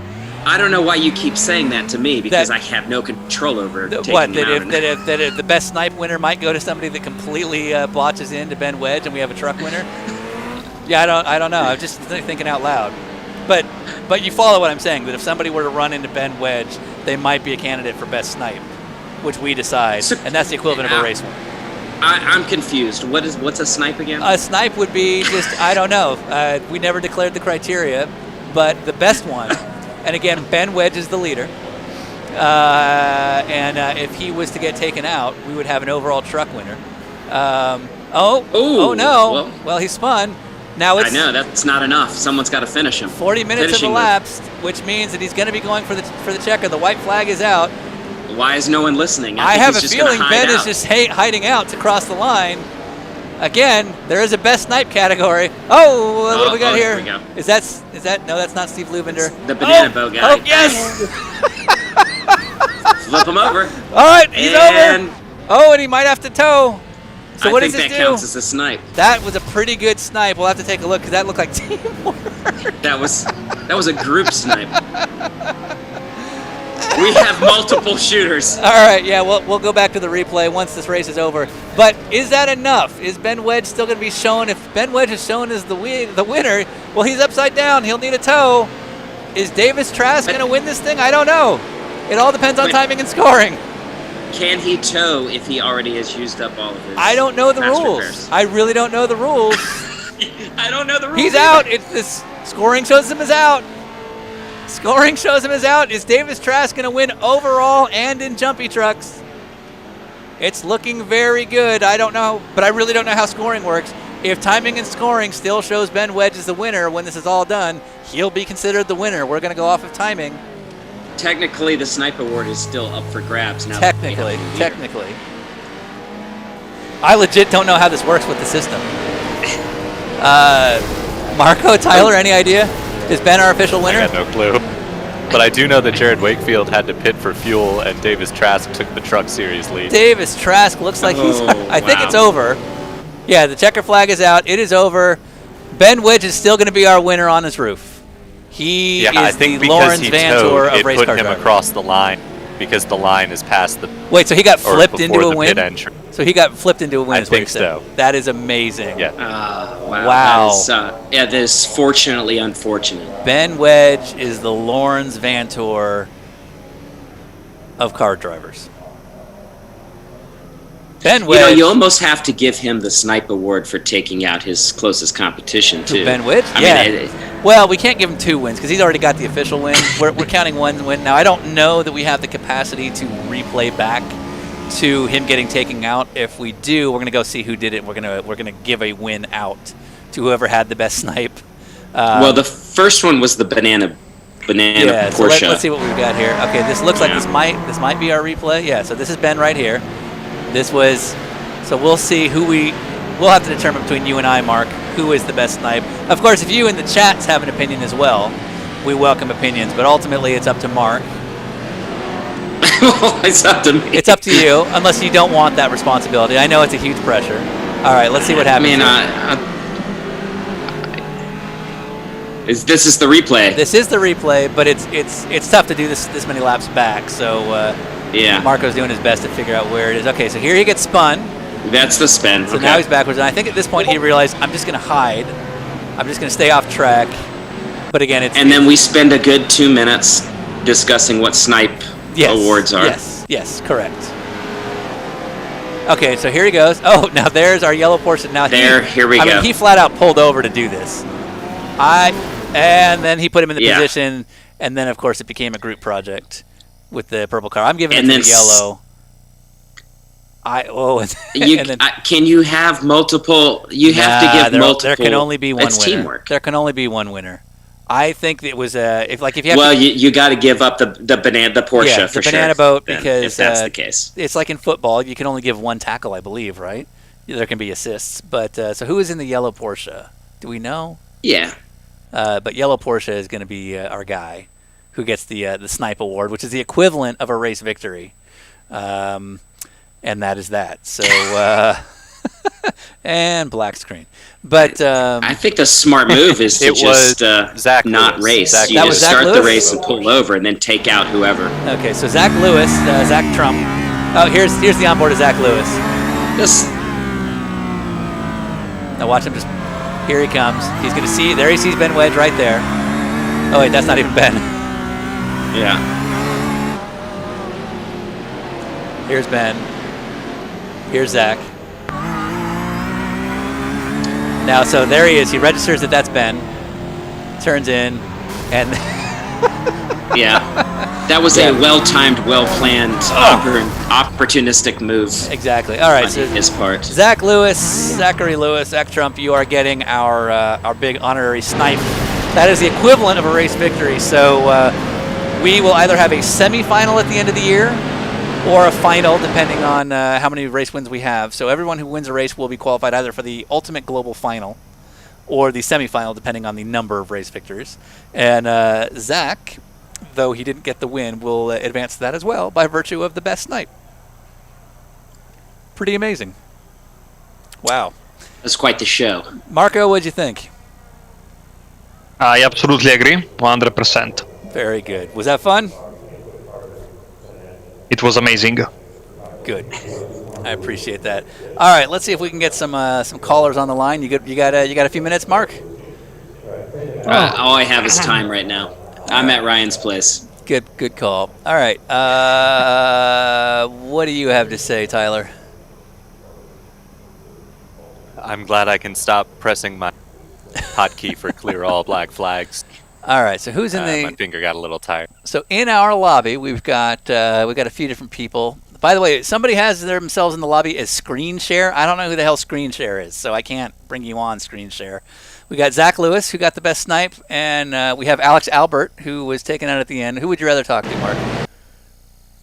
I'd love to talk to Zach because I want to get his motivation and preparation for how this all came to be, because it was quite the moment. I'm with you on that. All right, so we're going to get Mr. Zach Lewis into the call. Let's see. Zach, can you hear us? Hey, guys. Oh, there he is. All right. So how'd it go? Well, it was going pretty poorly. I was out of fast repairs pretty early, but then I had the stream on, and I just heard this guy talking about a snipe, and I got kind of excited by that, and I just wanted to put the banana phone in victory lane, and the best way to do that was to kill a Ferrari. I agree, and you did a good job. So you literally just pulled over when you saw Ben, and that was that. Well, you said it, and I couldn't figure out where he was, and he just happened to spin right in front of me. You said the 11 car on stream, and I was like, oh, it's time. Perfect. Well, we were rooting for you. Mark, any questions? Yeah, no, not so much a question, just kind of a glorious, congratulatory effort, just to see that opportunity, seize that moment, and you mastered the pit maneuver perfectly. It was really impressive. Thanks, Mark. I thought I would get points just for having the best livery on track by far today, but I'm glad to also bring it home with a good snipe. Yeah. Zach, do you, for the credits here, do you like your real last name or Zach Lewis? No, it's a real question. Go real last name. Okay, I'm going to put your real last name. I've gotten some funny emails because of that. Well, that's why I'm saying. That's why I was asking you before I put it up, because I don't know what sensitivities exist, so... Yes, sir. Anyway, so where should the check be made out to? Two P's. Yeah, 2 P's. I got you. All right. So, Zachary Trump, you are our best snipe award. Did you even know that was a thing going in? Hell no. All right. It wasn't until you had. So you literally have our stream on because you never know when you might get orders like that. Yes. Well done. I respect your Everybody take notes. All right. So I usually turn it off so I don't get bothered by how many times they're going to black flag me. Exactly. All right. Well, we're going to let you go, Ben. Thank you very much. Or Zach, I should say. There is a guy named Ben in the lobby here. We're going to let him go. Hold on. I'm still new to the whole Zoom thing. How do I put him back? How do I put you? I'll leave. Thanks, guys. Oh, okay. He'll just handle it. Thank you. All right. So there's a Ben that I'm pulling from the lobby. Yep. That's me. That's me. Is it Ben Wedge? Can you hear me? Yes. Is this Ben Wedge? Which Ben is this? Ben? What happened? Am I here? There you go. Hey, I'm here now. I don't have a camera. Sorry. Is it Ben Wedge? It is. Okay, good. So how is this for you? So I won. I'd like to thank my sponsors. Okay. I don't have any, but I'd like to thank them. And if somebody would like to sponsor me, I have a broken race car that needs a new motor. Okay. I'd love one. Just throwing that out there. I mean, I figured I'm going to have this platform for publicity, you know. Yeah, we're Take advantage of it. We have a huge following, and if there's one thing we know, it's we know about business and activation. Yes, and it just so happens that my race car. Yes, and my race car happens to be powered by one of your lovely sponsors, Honda. Okay. So if someone has a K series motor laying around and a transmission, I'll gladly take it. I'd love it. It'd be great. Cool. Now, did you have our stream on as you were racing? Yeah, screw you guys. What do you mean? That was just an award that we gave out. We can't control what people might do. Wow, you just asked for a motor and then screw you guys. Yeah, that's hey, Mark, you've lasted. Is that how you is that the path to fame and fortune? I mean, that's really that keeps that long career longer. And there's a reason Mark's the pro and I am not. All right, were you pulling over at the end, just trying to like avoid carnage, or was there? So I had gotten hit a couple of other times, and my steering wheel was all screwed up, and I had a meatball flag, so I was trying to turn as few laps as possible, so it wouldn't force me to pit. And then I got hit, and then I got hit again, and then somewhere in there, I got hit for like a 20th time. Nice. And then whoever, I don't know who it was in the banana phone Porsche, you know. Zach, that was Zach Trump. Yeah, I saw it coming. It ended poorly. You just knew. Well, you're still the winner. Yeah, I didn't know if that was actually going to shake out. But yeah, I won, you survived. So cool. Yeah, you survived. You had the Lawrence Van Tour approach, and it worked. But a win is a win. Congratulations. Hey, Marco or Tyler, if you're there, Davis was our truck winner, right? Correct. Okay, we're gonna pull in Davis as we do this. So Davis is being joined. Ben, anything else before we let you go? I got nothing. Thanks, guys. This is right. Always a blast. Thanks for the trophy. Yeah, you're welcome. Hoist it up, Ben. Hoist it up.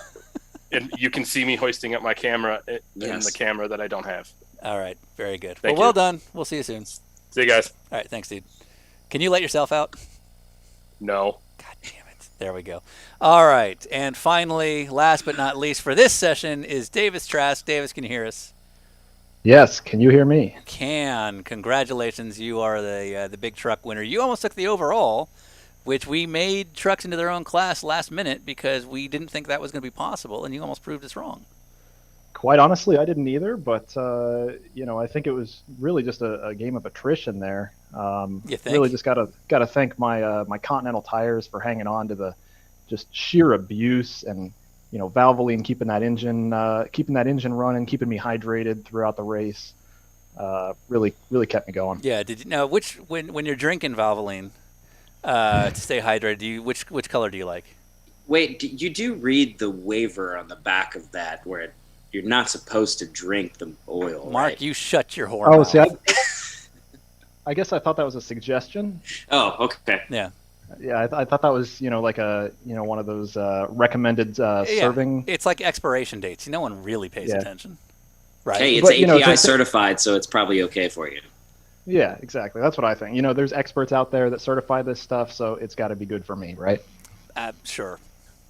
But to answer your question, I really like just the classic amber, 5W30. Okay, good. I do go with the full synthetic though, It's better for the tailpipe. That's right. Look at you. I have no rim shot sound effects.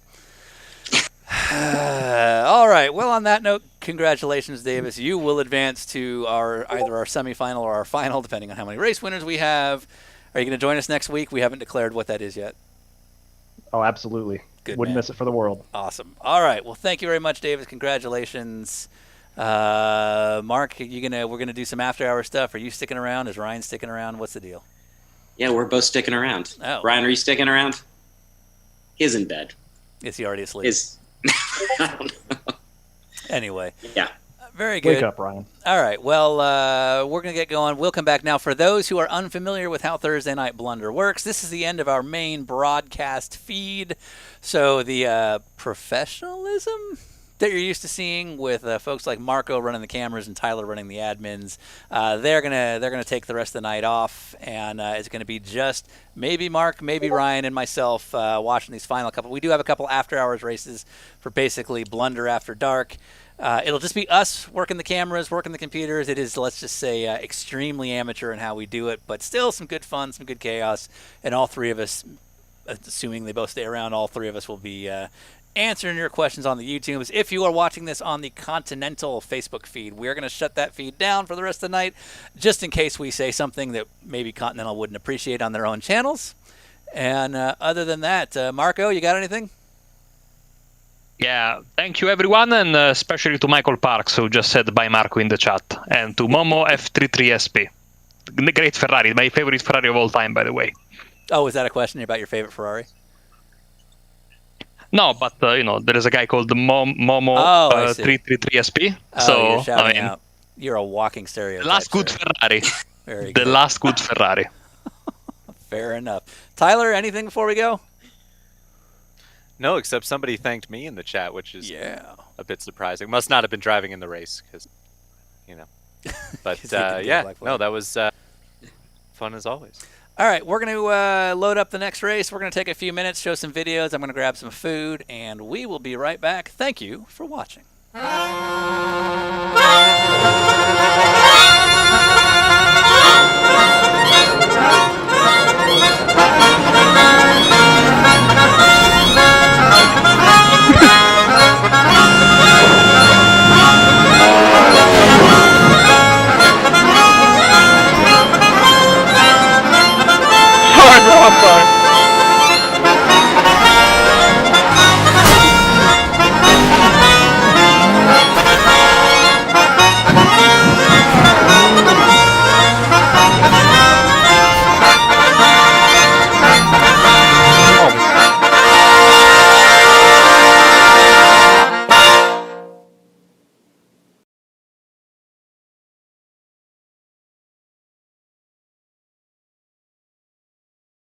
Man, where'd that cross traffic come from?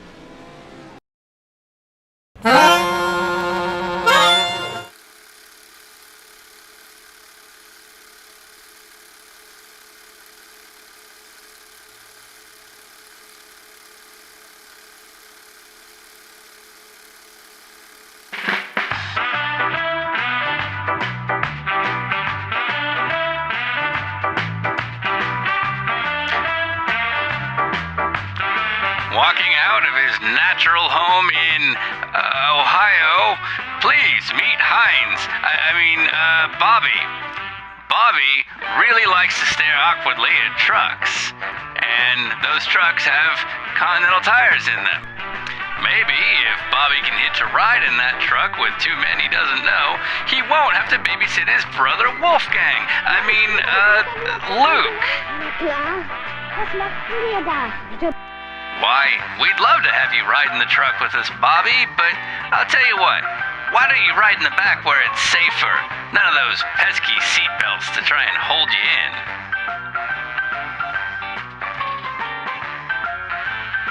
Say, where are we going anyway?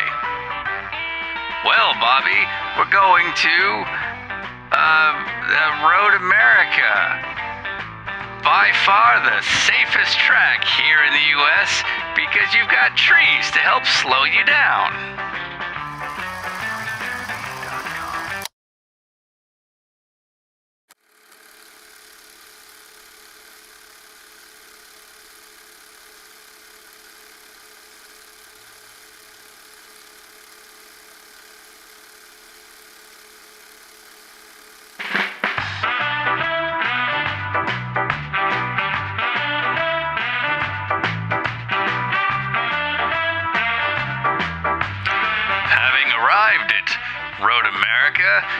These two strange men decide to let Billy out of their windowless van and roam the track, completely unsupervised by adults, but he has a nickel. Luckily for Billy, he finds a completely unsupervised race car that he's free to touch, and that race car has absolutely no branding on it. Why, look, It's the one mechanic it takes to operate this racing car. Say, Billy, did you know that a season of top-level racing costs up to $100,000? Can you imagine? But the expense is justified because these are very high-performing cars, and we're very fortunate that they have Continental tires on them. Because, see, here in the 1950s, we can just put the best tires we want on. Because we're not limited by some weird concept of homologation where we're told that we're going to be saving money by only being able to buy things from the manufacturer, not just, make parts for ourselves, which is actually cheaper. But for some reason, we want to enable the people that don't need the cost savings to make the most money. And us, the private teams, actually have to spend more money than we used to benefit the big manufacturers that, have budget. But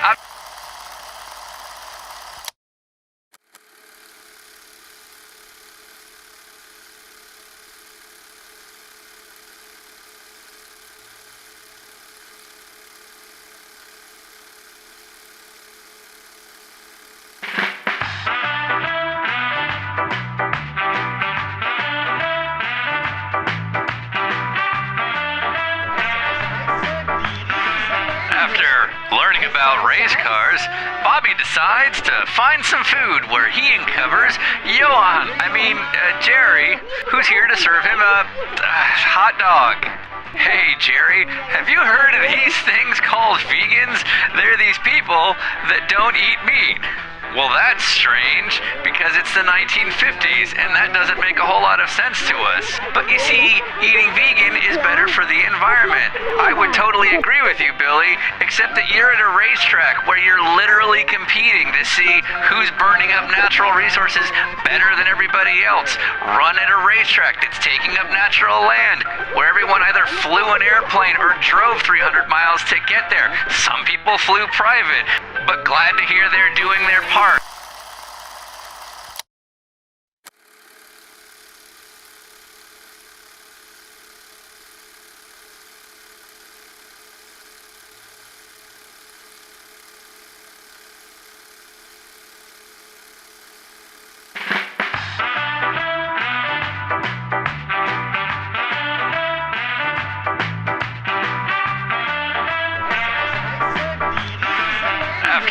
Learning about race cars, Bobby decides to find some food where he uncovers Jerry, who's here to serve him a hot dog. Hey, Jerry, have you heard of these things called vegans? They're these people that don't eat meat. Well, that's strange, because it's the 1950s, and that doesn't make a whole lot of sense to us. But you see, eating vegan is better for the environment. I would totally agree with you, Billy, except that you're at a racetrack where you're literally competing to see who's burning up natural resources better than everybody else. Run at a racetrack that's taking up natural land, where everyone either flew an airplane or drove 300 miles to get there. Some people flew private, but glad to hear they're doing their part.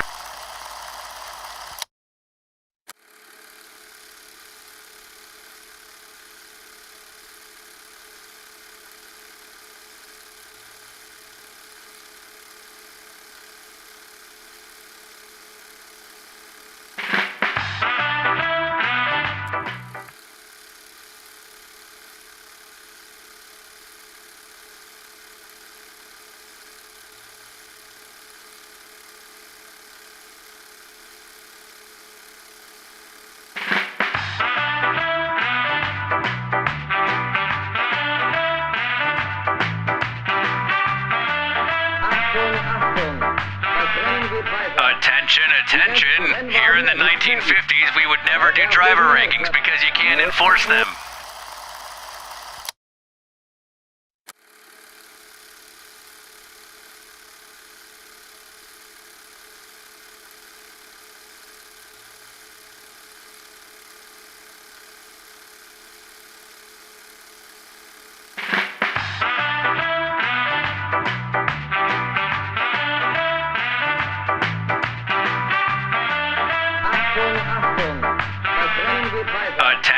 Attention, here in the 1950s we would never do driver rankings because you can't enforce them.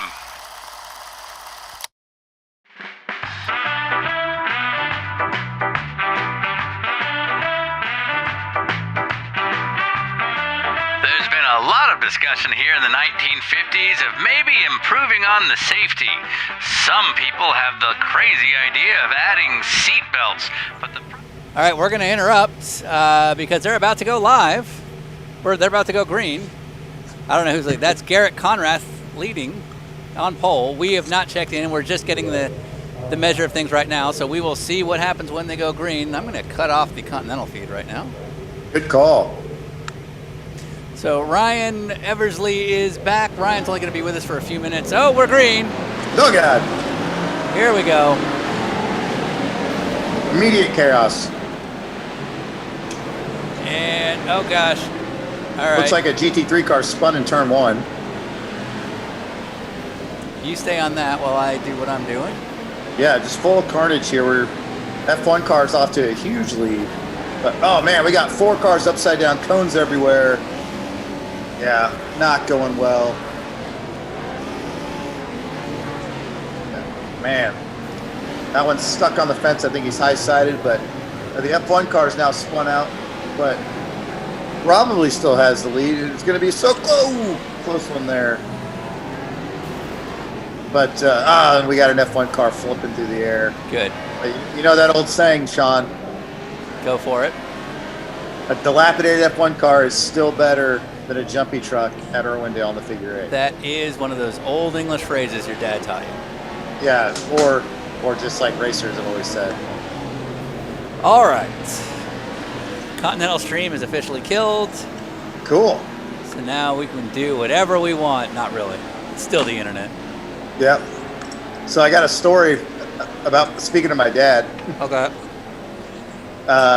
My dad, remember how we were in Coda or in Austin on like day 2 of the podcast trip ever?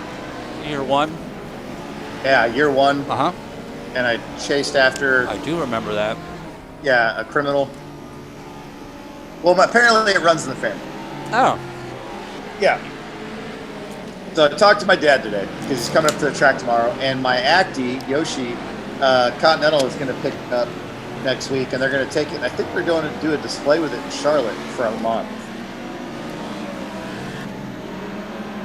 And so I'm talking to Dad. We're getting details, trying to figure out tomorrow when we're going to get to see each other. And I say, "What's going on?" And he's like, "Oh, just got back from. Had to go to the police station today, kind of identify a couple people." I'm like, "What? What? Right. What?" So apparently, my dad's got a car shop. He does restoration. He does, all sorts of different things with fabricating and things like that. So I guess a couple of people broke in. A couple of guys broke in about a week and a half ago, and they were cutting. And you know about this, but they were cutting the catalytic converters off of the thing. Are you hitting something on your mic? There's a weird noise coming. Nope. Okay. Try it again. Nope. Okay. Yeah. All right. You're better now. So basically, they're cutting catalytic converters off the cars in my dad's shop. That's a very common. Yeah, that's I believe that happened to you that once, happened right? to me. That happened to me about 11 months ago, around the Exactly. holidays. Very common problem in Los Angeles. Yeah. So not exactly a common problem in Winder, Georgia, but apparently a couple of people figured out that my dad has certain cars, literally cut a hole through his fence with a Sawzall. Oh, wow. And then cut holes through the metal, like the actual swinging gate to get to the fence. So all sorts of fun stuff. So now, basically... And just to be clear, I've never seen the angry side of your dad, but you have. And I'm under the impression it's not pleasant. Good. Yeah, it's not a good thing. Yeah. So basically, he's getting woken up like 2 nights in a row last week to the alarm going off. And my parents live about 3 miles from the shop. So he gets up, he goes down there. By the time he gets there, they're gone. The whole thing. Calls the cops. They show up. It's too late. So finally, the third time they came, he saw their car as they sped off. Oh. It was like a Ford Ranger, red Ford Ranger. So wait, was it Lally? What's that? It was Lally. No, he drives an F-150. All right. And maroon. Do you know how improv works?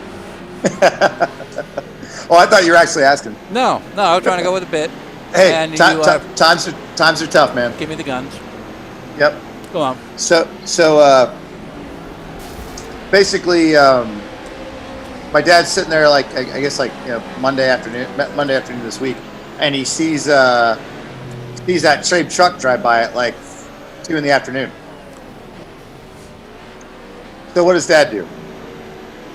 He's like, well, let me get my keys, and let me walk very slowly to my truck, and let me chase these fuckers down the road. So he basically drove all around Barrow County while calling the cops and chasing them into downtown Winder, and they literally had a roadblock set up and cops like hiding in the Dairy Queen parking lot. Did they know they were being followed? Oh yeah, they were like trying to get away from my dad, and he's like, dude, come on. No, like, right. Come on. And he like literally, as my dad's explaining this to me, he's like, so I was going for a pit maneuver because I was trying to spin them out, but then I realized they would just go the other way, so I needed to find a ditch to send them into. And I was like, I'm so proud of you, Dad. Full answer. Yeah. And then eventually they ran into downtown. The cops are waiting, and they got the guys, arrested them, the whole 9 yards. And I guess they took their shoes off, and they came to my dad's shop, and they measured a bunch of footmarks on the ground, and they took photos of it. Full CSI. They went oh yeah, full on. They're like, no, this is a problem, and I guess it's happening a lot in the area where people are doing this. And to buy or sell a catalytic converter, apparently you have to have the VIN number from the car it came off of that matches the part. The money is in the scrap. Exactly. Yeah. So they're trying to figure out where these things are going, and so it's a whole thing. But the most important part I took away from this was like, wow, when I was driving with you through Texas and we chased after a criminal. Yeah. Apparently it runs in the family. It's genetic. Yeah. Now I'm going to defend your dad because this was his property and it keeps happening. Yeah. We just drove by like some random thing.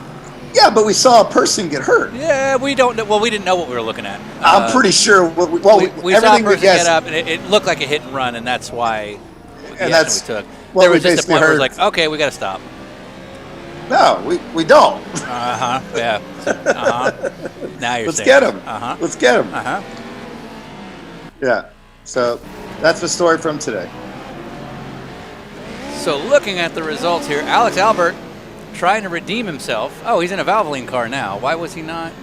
I'm very confused. He's in a Valvoline car now. He was not earlier. And Ben Cox in the lead. So Alex just took a reset. He's now 7.9 seconds down. We are 9.5 minutes into this race. And we don't have those fancy graphics to know who took how many stops, so there's no way for us to know how many resets and all that are left for people, so we'll just have to use our best judgment. But it looks like Alex Albert just went to the pits to redeem himself. Ben Cox currently leading in GT3. So far, GT3 1-0 over F1. And looking like, well, now Alex has the lead in the F1 car. So the challenge for Alex, just like it was in the first race, is he can absolutely win this on pace, and he's shown tremendous pace, and he actually did a great job in the first race of surviving right up until the end when he didn't. And if he can just do a little bit better, but we have 26 cars in this field today, in this session. Okay. Yeah. The other one was 33. And so that 7 fewer cars might be the difference between Alex being able to go to the end versus not. That's all I got. Yeah, seems like a decent turnout for that second race. Yeah, pretty good. Now, being a 33-car field, the limitations for the software, where you can only do 33 this week, so we might have simply just had more people who couldn't do the broadcast race, whereas other races are normally 43 or so. What's going on in the chat? Well, we got some love for Dad running people down. You know, just trying to keep his business alive. Apparently, my dad needs to talk to old Zach for pit maneuver tips. Yes, Zach Lewis. Yeah. He did a hell of a job trying to end Ben Wedge's race. Ben Wedge, of course, still taking the win, but on his roof, thanks to Zach Trump, and Zach Trump is now going to get credited with the equivalent of a win. It won't show in the points, but it will show in his advancement to our final races, because he had the best snipe. Gotcha. We are on here with Alex Albert. Go ahead. We got a request here. It says car 20. Can I get undisqualified in this race? If I can figure out how to do that. Yeah. Now that comes from K2 the Arl. Guessing that is Carl. Car 20, Carl, Kikas. Kikas. All right, we're gonna clear penalties. All right. I had black flags cleared. I don't know if that'll do anything. Yeah. But Carl, we tried for you. We tried. I did literally as much as I could. Yeah. Which was also now, the bare minimum. I'm not sure if I'm reading this right. Everyone is suggesting that the guy in the Ranger's livery didn't load in the first race. The Ranger? Yeah, the Red Ranger. It was just he didn't have any decals on it. Red Ranger? Yeah, the truck that my dad chased down for the cops. Oh, we're talking about your story. I was like, I don't know. Like, I'm looking at a screen of video games, and I'm like, well, I don't know. I don't remember there being a Ranger in this. I think these are just generic trucks. I don't know that they're Rangers. Yeah, copy. No, yeah. I was more making fun of the very improv conversation you and I always have about our guests. And then you were doing the same. Yeah. Brought my own. Yeah. There we go. We do have a couple mentions, and I want you to talk about this because Alex Albert I don't. Just wrecked himself out. He was leading. Ben Cox now is probably going to resume the lead because Alex had to take a tow. Ben will probably get his lap back just because there is racing going on. We're only 13 minutes in. There's still plenty to lose. Go ahead. All right. Knisley is no, he doesn't get it. Yeah. Actually, who cares? Shut up, Knisley. All right. So it's come up a couple times about Oliver Askew getting gold rated. Oh, my thing. Yeah. So I don't think people understand what you're getting at when we discuss this. Yeah, my problem. But go ahead. Here, use a different name. Use Alex Palou. Alex, the IndyCar champion. Yeah, who just got upgraded. Who the year prior was a very noteworthy IndyCar driver, so much so that he got hired by Chip Ganassi Racing. Yeah. Right. So just to be clear, Alex Palou, the IndyCar rookie in 2020. Yep. Did a phenomenal drive with Dale Coyne Racing. Yep. Got hired by Chip Ganassi Racing. Right. To drive alongside Scott Dixon in a completely paid ride, as far as I understand. Like there was no he's bringing money. No, he was just that good. That's all I'm going to say. But and then he went on this season to win the IndyCar Championship. But based on 2020 ratings, again, where he did so well in a Dale Coyne IndyCar. Right. He also won a shit ton of stuff in Japan and Spanish F3. He was apparently now went under the radar, but he was also silver. Yes, correct. Right. Correct. So Alex Palou and Oliver Askew, who ran with McLaren IndyCar, having won the Indy Lights Championship, was also a silver. Yes. So they both recently got upgraded to gold, which is allegedly the FIA, righting their ways because they're really making an effort to be fair about their system. Sure. So to recap, in 2021, let's say LMP3, which is a category that mandates Pro-Am rankings. So you have to be a gold. Only one gold can drive, and the others have to be silver or bronze, right? Right. I don't know if they allow platinums. I think they do. But Oliver Askew drove a bunch of LMP3 cars as a silver, as an AM against other AMs. Alex Palou had anybody wanted to, and had he wanted to, I don't know if that opportunity arose, could have also been driving LMP3 cars. Alex Palou could have driven LMP3 cars as an amateur in the same year he won the IndyCar Championship. Right. He could have been Andy Lally's starter in the Magnus Acura. Yes, and the IndyCar champion. He could have beat Scott Dixon. Yes. He could have beat Scott Dixon, Joseph Newgarden. Right. And also been the opening driver for Mike Skeen. Right. Yeah. Right. Yeah. Yeah. So you get it. That's how that worked. So so they've recently been upgraded to gold, and I've been tagged a bunch because during our podcast Zoom calls last year, I didn't know this that Oliver Askew was a silver, and I lost my shit. Rightfully so. Right. Rightfully so. And here's the thing: if somebody is incorrectly rated silver, this has some potential to affect a driver like yourself, or Andy Lally, or Mark Miller. How much effect does it have on me, Ryan? No, zero. Zero. None Yeah, whatsoever. I am not gonna. Yeah. It's not gonna change any of my jobs other than pay drivers who do fund me. Guys like Right. formerly John Potter may get frustrated and leave. That's the only effect it has on a guy like me. Correct. Which is a real threat, not John specifically, but like pay drivers who do hire my kind of services. They do get frustrated and leave. So I do have a vested interest, but not the same scale as you or Mark or Andy. Yeah, I lost my shit. So a bunch of people are tagging me like, hey, he got upgraded to gold. Ah, ha, ha. Screw it, silver, and screw it, Askew. Yeah. And I want to Yeah. be very clear. I've never had a problem with Oliver Askew or any of the teams that have hired Oliver or had the same thing happen to Alex Pillow or any of the, let's say, misrated drivers. That's the system. It is your job as a driver and a team to take advantage of the rules as they are. But maybe the rule is dumb if that's how we're enforcing it. Right. That's all. Yep, that's all. That's all. And, Yep, go ahead. I had a friend that, let's see, when did we fly home? Tuesday from LA? Tuesday night. So Tuesday night, I'm halfway on the flight home, and a good friend of ours got told that he is going to be gold next year. And it literally cost him, Mark shaking his head because he knows exactly what I'm talking about. What? A house. It cost him a house. What? Cost him a house. Cost him a house. Yeah. Like he was going, like it was in escrow or something, and because all of a sudden he couldn't guarantee his Basically, he was going to buy a house with all his income, and now he can't. Yeah. Yeah. Now he's like, oh God, I should change my whole thing because last year he was doing all these races and getting these opportunities, and then they're like, nope, not anymore. Yeah.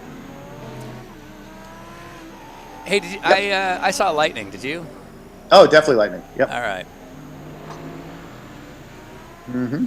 And we're going yellow. Now, this is going to be a disaster because the way these yellows work, there's a lot of black flags, and I don't know how to clear them all. Right. And I don't have access to the chats within the system for people to be like, hey, clear my black flag because I'm getting a black flag because some guy got a wave around. So it's just going to go how it goes. Yeah. Yeah. Chris Nisley asks the question, is there no way to protest these ratings? There is. Ryan, you're more qualified to speak about this than I am. There is a system. Yeah, to you appeal. can pay. Right. You can pay to appeal. You can pay a situation that you were given to begin with. Yes, exactly. You can pay for something you didn't ask for. On top of the payment you had to make to be a licensed driver. What's that? But the result is just as subjective as the original. Yeah, right. Yeah, Mark Miller standing here points out that the result of that appeal is just as subjective as the original rating. Right. And to be clear, this is on a system you already had to pay to be a part of to begin with. Right. Exactly right. And it is now. It's not buying home levels of money, but it is. No. It is a hefty check, as I understand it. It's hundreds of dollars that you shouldn't have to give anybody for anything. Right. But that's to get a license. Okay, there's administrative fees, but yeah, that part I get. That makes sense. Then protest. But then when they go, hey, you're this now, pay an and you're like, administrative fee for a system you didn't ask for to begin with. I don't want to be. And then you get to pay them, and the best part is if they look at it and they go, no, it stands. You still pay. You don't get that money back. Right. So it's like, cool. I just gave you money for nothing. Yep. Can you show me that you did some work, or like looked at a chart or a graph? Can you just like glad hand me a little bit? So. All right. I'm giving Lane Walker a wave around. Hey. Cool. I'm giving. Ooh, JT Tammy has a great idea. Brian, what if we Brian Stiller gets a wave around. Hold on. I'm giving all of our wave arounds to the good. Mm-hmm. Here's Alex Albert in that Valvoline car. I don't know where Alex is. But still took the money. But I'm going to keep this. Christian Abbott does not get a wave around. Jared Wakefield, he's leading. Art Reimer is one lap down. He's going to get a wave around. Hold on. Everybody else is going to have to not get one because there's so many laps down. I can't do any better. What is it? Is that a still? What is it? Okay, Mason Dunn. Hold on. So this is Mason Dunn's. I need to see what this is before I decide if he gets a wave around. I'm thinking he doesn't. Austin's it's a Steve Austin car. Great. Cool. But not our series. So no. Mason Dunn, you're not getting a wave around. And Carl Kikis is going to get one. And hold on. Wait, let's throw another yellow. Carl Kikis, you're getting a wave around. And how about that? And Oh, what is that? The Continental. Oh, look at that. Aspen Belvin with a Veterans Day Continental truck. Now that's cool. That's pretty cool. He's getting away from around. Yeah, mil spec. I like that. Yeah. And then we got to. Then we're going to stop with the wave arounds because all we're doing is basically giving people black flags by accident.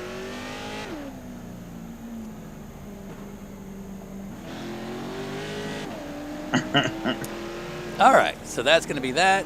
We're going to just clear penalties. I don't know if there's a mass way to... If anyone knows a shortcut key to clear everybody's penalties, I'm happy to do it. But I don't know how to do it on my own.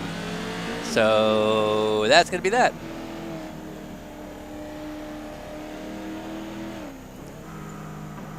All right, so Ryan, you're racing tomorrow. You can't stay too late. Does qualifying already happen, or does that happen tomorrow? Yeah, we qualified today, this afternoon. We basically, my teammate Tyler Stone, he hasn't driven a TCR car in 3 years. So he qualified virtually last. I think only car that we out-qualified had a mechanical. But to his credit, he picked up, I think, like 4 seconds from yesterday. So huge improvements. I'm betting in the race he's going to get more comfortable as we see a jumpy truck upside down on this yellow flag. And, yeah, we're looking forward to tomorrow. I think the Honda's probably a little outgunned right now. We saw some lap times in practice and qualifying that are just unattainable in our car. But, you know, we'll see what happens. Oh, we're green. And we're green.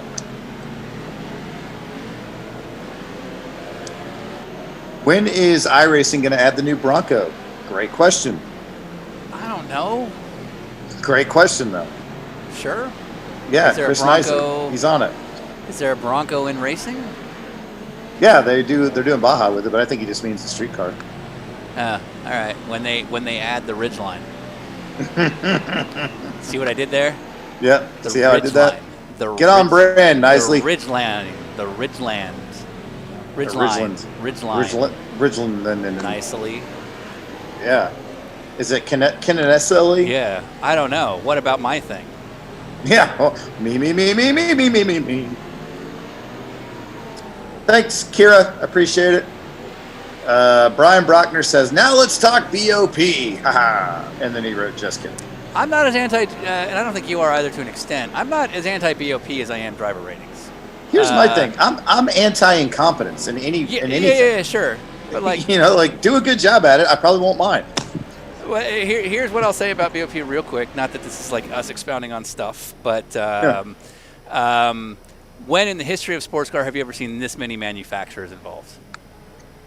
When? The 90s. Did you see this many? Did you see literally Toyota, Porsche, Ferrari, Honda, Acura, Porsche, Audi, Lamborghini, BMW, Chevrolet, and potentially Ford based on, like, that's a lot of major manufacturers. So at best, you've seen an equivalent numbers, but I don't think in the history of the sport we've ever seen more.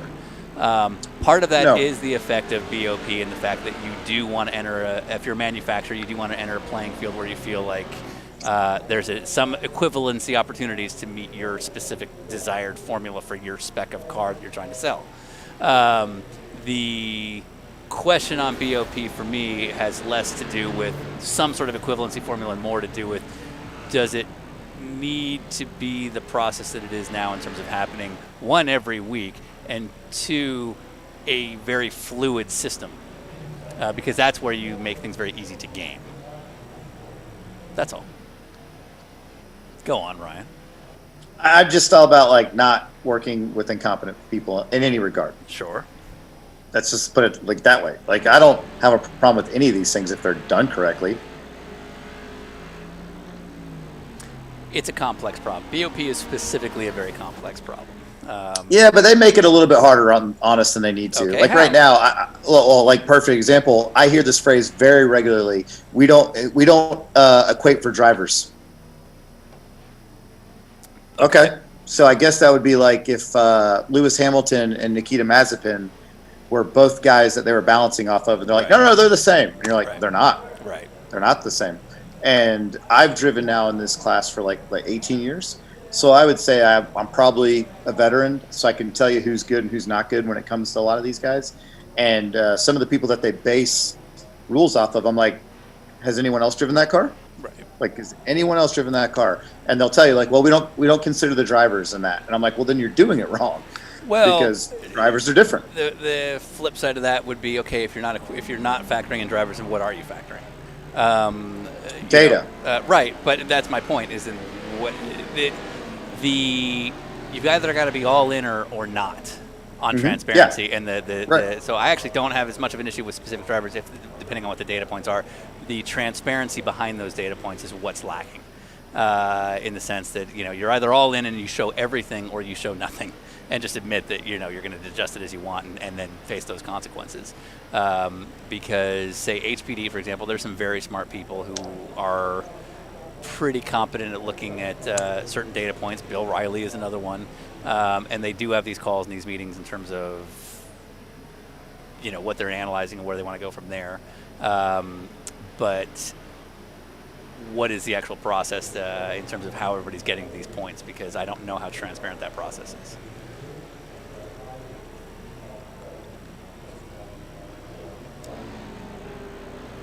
Moving on. What's going on in the chat, Ryan? I got nothing. Let's see here. Somebody said big old pancakes, and I don't know what that means, but I like it.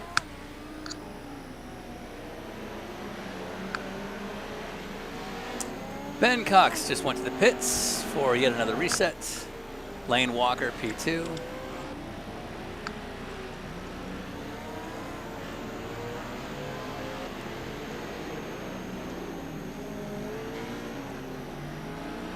Let's see here. Brian Brockner, you did kill the mood. Don't ever bring up BOP again. It's supposed to be a fun place. Yep. Really, really just ruined the whole night. Let's see here.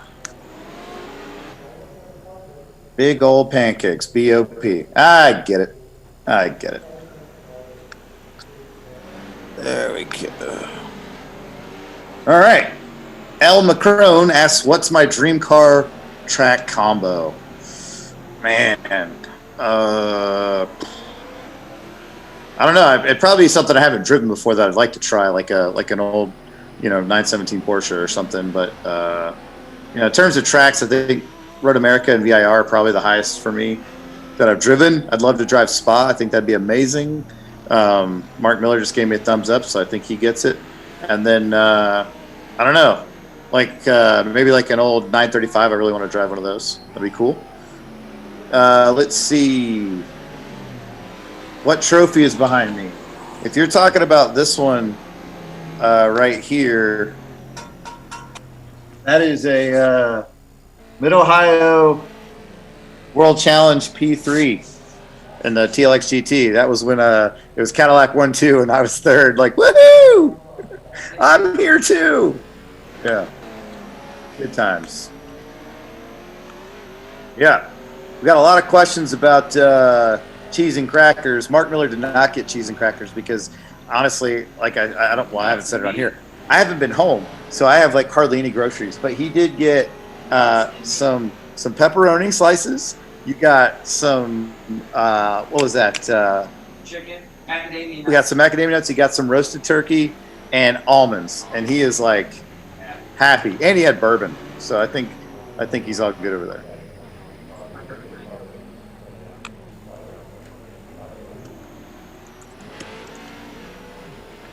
All right.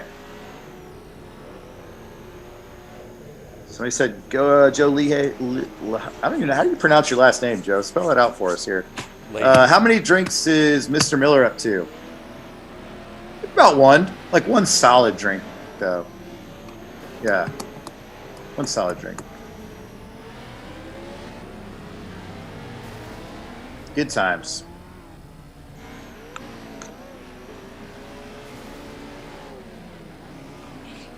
Looks like we got the Atlanta Speedworks design truck upside down again. I think that was Justin Parcher earlier. I'm not sure if it's the same truck.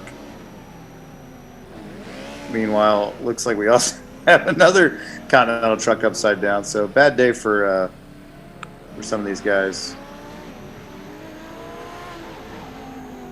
Did you learn to weld when you were a mechanic? I did not. My dad is a world-class fabricator. That's something I definitely should have should have tried to learn a little bit more about, but I honestly, I never had the interest until more recently in life, and so it's something I didn't really get into. But my sister's recently gotten pretty good at it, so she's picked up where he left off. Nisley, have a good night, man. We appreciate you.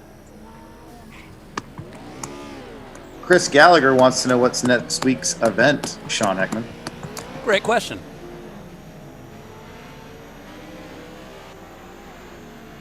Is HPD Challenge a good place to start in Honda racing ladder all the way up to IMSA and SRO? I imagine so. They have a lot of stuff going on right now, a lot of new cars that are available. You can pretty much start in a Honda Civic and club racing, work your way all the way up to GT3. Perfect example of this is Taylor Hagler. Started in club racing, got a Civic Si, and now she's a GT3 driver. Leahy, got it.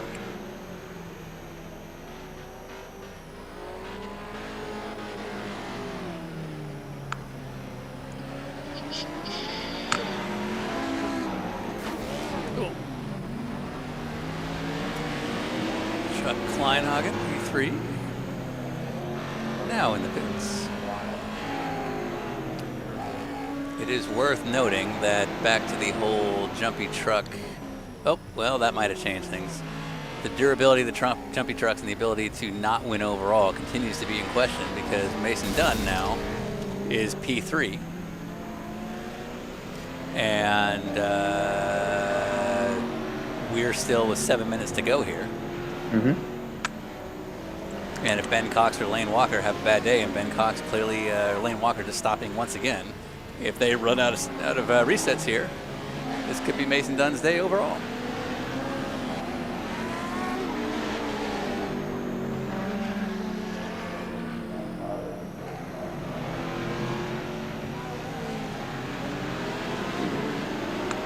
All right. What's your bourbon of choice, Mark Miller? I love E.H. Taylor. Yeah. But my go-to is Weller. Go-to is Weller. Okay. 7. Yeah, we got my friend Lauren Rivy chick is saying Bullet Bourbon's legit. I like a Bullet. Yeah, for sure.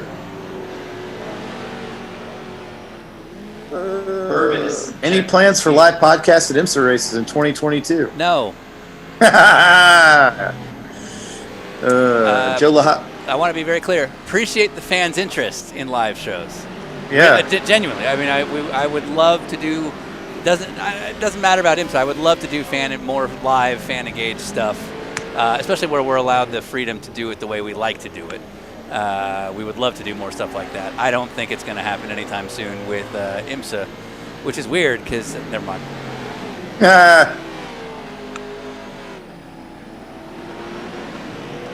All right. How many more I laps really we look got going forward here? to their iRacing series that they're going to bring in the winter now. Oh man, I had a great bit for you for today on the drive into work. Go ahead. I cannot. What do you mean? But I was like, oh wow. Anyone else noticing this? Oh yeah. Well, Yeah. the joke doesn't revolve around the fact that anything we do, IMSA does 2 fucking years later, does it? No, actually. Oh, okay. But it is one of those like pat yourself on the back. Yeah, we're very proud of ourselves over here. Yeah, and I was Yeah. like, Yep. Yeah. Anyway. Good times. Yeah. It's a good time. Our friend Kira says she's more of a vodka tequila kind of girl. And you know what? I was a tequila kind of girl for a minute, and it ended really poorly. I never mix vodka. Yeah. Yeah, it's funny. Hurricane Barker says not safe for Thursday Night Blunder. Well, it used to be, but then we found out John Doonan watches this. So, good times. This is our leader, Ben Cox, who's now up by 10 laps over Lane Walker. So Ben just needs to not wreck. I don't know how many resets he's got. But I'll remind everybody, we do have a best snipe category. Again, there's a best snipe category. We've never defined what that is. But I will once again mention that Ben Cox is 10 laps up. Ben Cox is 10 laps up. And we do give out the equivalent of a race win, not in points, but in advancement to the next round. And Ben Cox is the leader, and we are giving out a Best Snipe Award. Once again, Ben Cox is up by 11 laps now over P2, which is Lane Walker. What is he in? That looks like a Mercedes. So Lane Walker in the Mercedes there, chasing down Ben Cox. And that's that. Yeah, he's doing a good job getting through there. Yeah, he's a really good job. Now the field has thinned out quite a bit.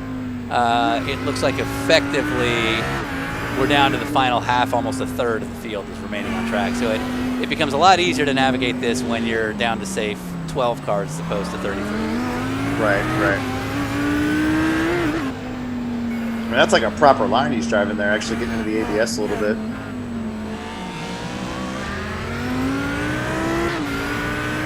Oh, getting a little wide. Well, he was moving out of a truck in front of him. Now, you do have to wonder, Ben is this many laps up. You can see he's going very slow because he may know there's a hit out for him. See how slow he's going. He's got 10 laps on the field. So it looks to me like he's just going to park. Yep. But you're a sitting duck if you do that as well. So I don't know if that's necessarily the right call. Because, see, if you see a black Audi. No, not when you do that. If you see a black Audi with Dinner with Racer stickers on it just parked, you might be a sitting duck. He's like, what did I do to you? He's actually a very big help, to be honest. Yeah. He's helped us with a bunch of our tests. He's been great. Yeah, he's like, why are you doing this to me, man? I had a plan. We're in the business of making shows. We are what's called a proof of concept company. We prove concepts, and then other companies take over. Right. We don't make money off of that. That's just what happens. Everybody else does. Yeah. Right, They're like, let's right. do what they do, and then maybe not have the same heart and enthusiasm, but we'll say we went through the same steps. Okay. Have you ever been to Europa Park in Germany, Ryan? I have not. So Europa Park is basically like, imagine going to Disneyland with like a note sheet. Sure. And saying like, well, they have a ride with puppets, so we need a ride with puppets, but not doing any further diligence on the process. Sure. I feel like, never mind. Do they have a mouse? There is a mouse at Europa Park, yes. Oh, wow. It is not affiliated with any other cartoons. It's not like there's movies or a TV series with said mouse. There's just a random mouse. Interesting. Yep. I don't know its name. We'll call it Heimlich. Sure.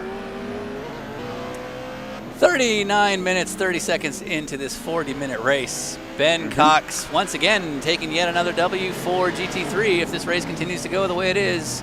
If for some reason he was taken out, which I don't even know is possible at this point, Lane Walker would inherit the win also in a GT3. So looking very good, 2-0 for GT3 cars against the F1 cars here in our first ever Figure 8 race. Ben, there's about 5 seconds of a lap's time left, and then he'll, of course, have to do another lap. So Ben is looking very strong, despite the fact that, again, you never know, but there might be a Best Snipe category. And if there was, it'd be interesting if somebody ran into Ben. Okay. Well, there's that. Who was that? That was Sam Arndt, who tried. Yeah. But Ben is back to hustle. Ben is still going, and at this point, Ben's looking very, very solid to take the class win. There's the checkered flag, I think. I think he just took the win. I think he just crossed the start finish. Yeah, he's pulling in. Yeah, he's like, nope, he's like, not I'm me. done. I just need to go home. I don't know why everyone's mad at me. I didn't do nothing wrong. I've helped them test. You're welcome. All right, end of race. Lane Walker, P2, and winning in the truck category, I believe, is Jared Wakefield, taking the big truck win. Jared is new to our series, but he's already indoctrinating himself extremely well. He's been strong in almost every race he's gone to. We almost won in the last one, and now the big W for Jared Wakefield, an official Thursday Night Blunder winner here in round 2. That's that. I think it's over. 41 minutes elapsed, I'm sure. Yeah, it's got to be over by this point, I think. I don't know.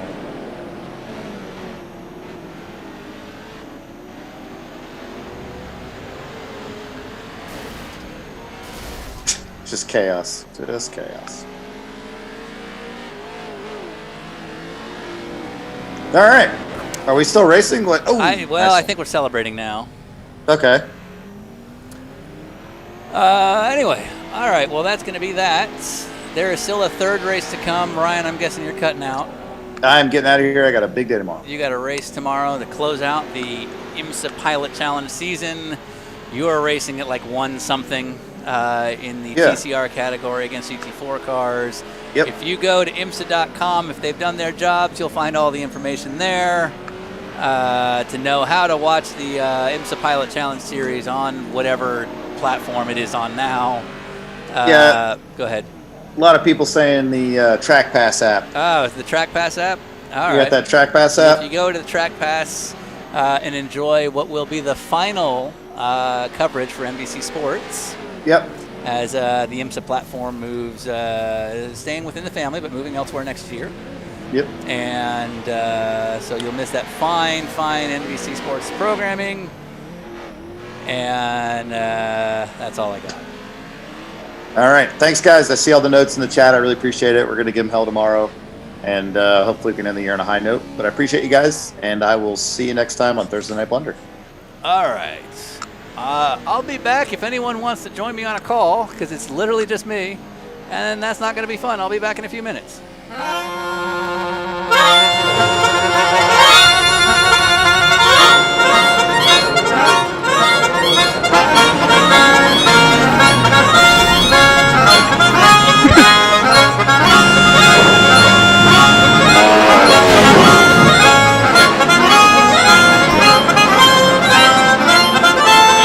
I'm sorry.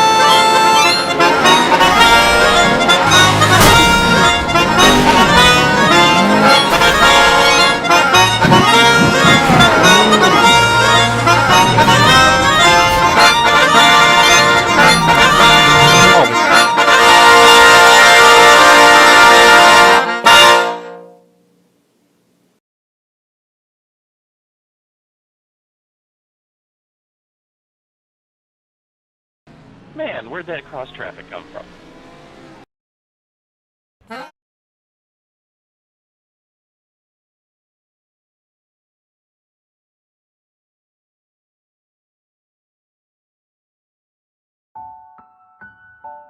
Hey yo, turn up the beat a little bit. Yeah, all right. Okay, cool. Actually, maybe turn it down just a little bit. Yeah, I didn't change anything. Right on. You know, sometimes in this life, you have to grow up, and you have to eat your dinner. And you know, sometimes chicken sandwiches just aren't enough.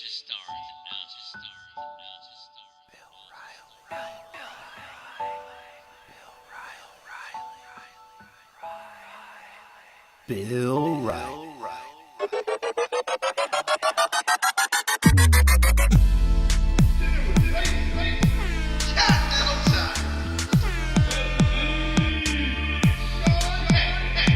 Blowing up like Liam Dwyer. Bill Riley. Continental is my favorite tire. Bill Riley. 30 minutes was the pizza killer. Bill Riley. We hung up on Mark Miller. Bill Riley. This is a podcast. Bill Riley. Bill Riley. Bill Riley. Bill Riley. Ran over at a kart race. Bill Riley. Broken leg and a neck brace. Bill Riley. My corgi's named Watson. Bill Riley. Little legs so he can't run. Bill Riley. Pump belly killed a guy. Bill Riley. In a drive-by. Bill Riley. He had to qualify. Bill Riley. That whole thing's a lie. Bill Riley. Son Tucker's on house arrest. Bill Riley. We tried to get him as a guest. Bill Riley. But he'd be good with no fear. Bill Riley. 'Cause we got Randy Lanier. Oh, you guys are really kicking it. I get it like this. Bill Riley, alright? Team ATF. Bill Riley. Bill Riley. Bill Riley. Internet haters. Bill Riley. Drunk commentators. Bill Riley. Vegans eat potatoes. Bill Riley. We went to a crater.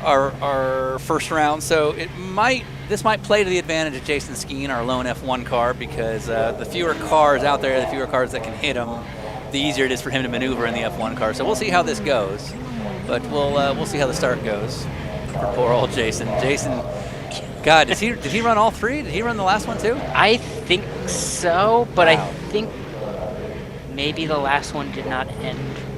Well, he might have cut short to make ended this race pretty quickly. Right. A couple of the F1 cars had early issues in the last race. I'm not sure quite what happened. So Alex, I think, got DQ'd for not listening to the black and orange flag. Oh, okay. Well, if you're out of resets, you may as well try, right? Yeah. So, anyway, all right. So you chose the GT3. Let's see what happens at the start here, and we'll go from there. Oh, might have a jump start. Yeah, that's going to be a penalty, I suspect. All right, here goes Jason.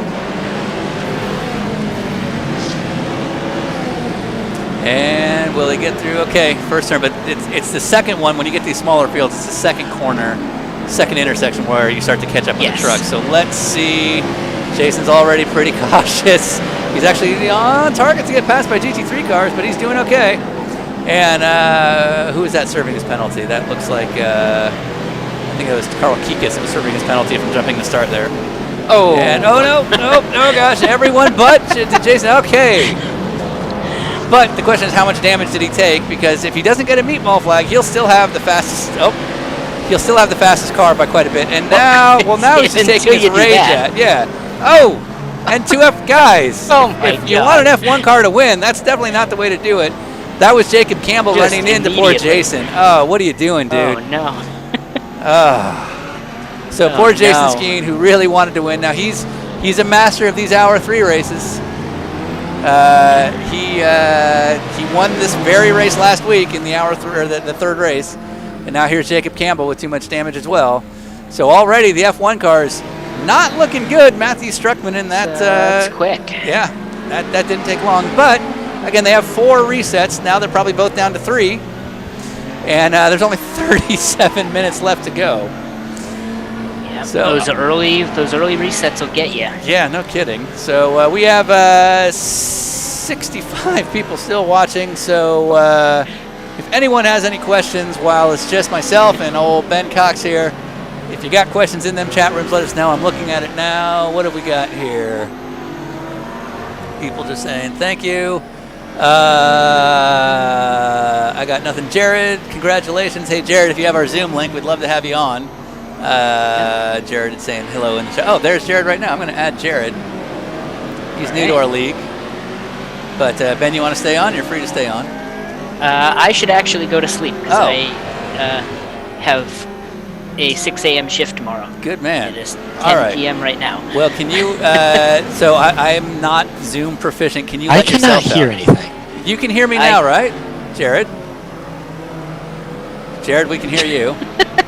This is Jared's amazing already. All right, Ben, go ahead and let yourself go. All right. Have a good night. Jared, best of luck. Thank you. We'll see how this goes. All right. Good job, Ben. Congratulations. And Jared Wakefield, if you're around, I see you're in the. It looks like you hung up. Now you're there. You were muted. I'm waiting for your sound to come in. Yeah, I was waiting for sound. There you go. So you're loud. Okay. Yeah. Welcome really? back. No, you're good now. You're good now. Okay, sweet. I'm adjusting on my end. So, congratulations. Yeah, thank you. I mean, it was a kind of the first one. I ran out of fuel at the end. We were kind of low. Right. And, but you still. I was looking. Yeah. Still second, and then I ran the second one, and we got a little more lucky. And I made sure when I pit for my fast repairs, I put 2 gallons in. I think More than enough, right? Yeah, that paid off. All right, hold on 1 second. So let me get some graphics going on here, because we're very big on professionalism here. All right, so Jared Wakefield, you are new to our league. Why are you here? That's a great question. I watched the podcast, but I didn't get to do it last year. You watched the podcast, huh? watch the podcast, listen to the podcast. It was Okay. actually on YouTube where I first found it, so technically, Oh, yes. oh, okay, all right. Yeah, Which I remember one? I was just scrolling on YouTube and I just saw like this hour-and-a-half video of Robin Miller. And I'm like, there you go, one of our favorites. What's this? All right. So I took a look at it. I listened to it. And I'm like, yep, I like this. I like the Winston stuff. I like that. And the next one I think was like Andretti. I think it was in that same. Yeah, I one. heard of him. Yeah. You know, I had an Andretti guy. Apparently he's big into wine. Allegedly, I had some. Big wine guy. I had some. Yeah. And then I really had to shit. Yep. Oh yeah. No, that's not his fault. That's not the wine. That is Yeah. just I don't drink, and so a relatively low tolerance to anything alcoholic. And then I don't know much about wine, but I assume there's a reasonable amount of sugar in it. And you combine all of that, and about an hour later, mid-interview, I'm like, I'll be back. Yeah, I 'Cause, mean, it was where bad. I'm from is I'm from like the Watkins Glen area, so Oh, I'm actually so you know your stuff. Yeah. north of the Speedway. Yeah, so that's wine country, and it's it's crazy. Very good. All right. So your choice was Jumpy Trucks. Mm-hmm. Why Jumpy Trucks? The first thing I thought is I knew it was going to be the easiest to paint something for. That's actually, I'm on board with your logic. Yeah, like I was thinking, okay, I don't own the McLaren, but I do own the Mercedes. So, and I think I own the BMW, one of the old ones. So Okay. I was like, okay, maybe I'll run this. But then I got thinking, and I had this logo, and I actually sent it to you for approval. It was that only which I Continental. appreciated. Yeah. Yeah, and I'm like, let's make sure this is good. This is toning the line a little. I would much rather get those kind of notes, and yours wasn't that bad. It was actually funny. No. Yeah, I wanted to but make sure. I'll take that over the surprise. We're pretty lucky in terms of things that shouldn't be on there. I like to think our fans for that kind of stuff are pretty smart, and in however many of these, we're now technically in our third year of doing this. There's only been one livery in the history of the whole thing where we ever had to talk to somebody, and so generally I think It's our not fans bad. are pretty smart. So I was running a league once because I'm a big modified guy. Okay. I was running a modified league, and it was streamed as well. It was a bit more serious, but still, kind of fun, just promote the track. So I was running, meme liveries. Not really meme liveries because I'm a Dirt Track Digest writer. Okay. So I was doing these liveries with Dirt Track Digest TV on it, which is their streaming thing for pay-per-view for tracks. This track had their own pay-per-view, so one week I just showed up with like the logo plastered in every spot I could. Nothing crazy. Why not? Oh yeah, like I had different color panels some weeks, and I'd always run up front. It was like nothing. It was harmless, but it was fun. Yeah, I got you. All right, so you're a dirt track guy. This is something we've actually asked a few of our dirt track folks we've had. We're going to actually, there may or may not be some podcasts coming out over the next 6 weeks, and one of them might be a dirt track legend, a couple dirt track legends actually. Who is the dirt track racer that we don't know we need to interview? Ooh, that's a tough one because there's a lot of guys in the Northeast I would say that are really good. Like there's the obvious ones. Want to get Kinzer, Hodenschild, guys like that. Of course, we want to do those, the legends. But Ryan and I both love dirt racing and respect dirt racing. But to say that we are the avid fans who know everything, absolutely not. And so, beyond the obvious, you got to get Steve Kinzer, you got to get Donnie Schatz, or Hodenschild, or whoever. Like we know those ones, but it's the guy we don't know about that we're always curious about. Being a big block guy, being a Northeast guy, I would suggest, Stuart Friesen's big in NASCAR right now. Yep. And Stuart, for a lot of you who don't know, he's a great guy. I've talked to Stu quite a bit. I have a great relationship with Because he's now basically big in trucks now. But when he grew up, he had some wild stories. He did some wild things on the track. He drove a lot of things. He's kind of been around. So I'd say Friesen would be a good one. Once you get him loose, first he's a little. He's got the PR chip. He got the PR chip, especially considering how late he came in. He's got it. Okay. Wait, PR chip is bad or good, depending on what you're talking about. Is it a good PR chip or a bad one? It's very much kind of, sometimes you can tell when you're interviewing him. Sometimes it's the Hendrick PR chip where it's very clean. Ooh, okay. But listen, once you break the seal for that's a big thing. You get what I mean? Then it's wide open. Okay. Mason 51 suggesting Chubb Frank, which Chubb Frank. The name alone I'm on board with, but I've never heard of him. He late model guy. Okay. Chubb Frank and Boom Briggs. Those are two guys. Great names, great late model legends. Okay. Michael Parks is suggesting Tyler effing Carpenter. Oh, Tyler Carpenter. That dude's wild. Have you ever seen the Facebook stuff between him and his wife? No, I don't know. They have a Facebook breakup every 2 months. Oh, they're the social media drama couple. Oh, bad. Are they the one? Wait, so does that insane. mean every other week it's all of a sudden one person at a beach just happy to be alone?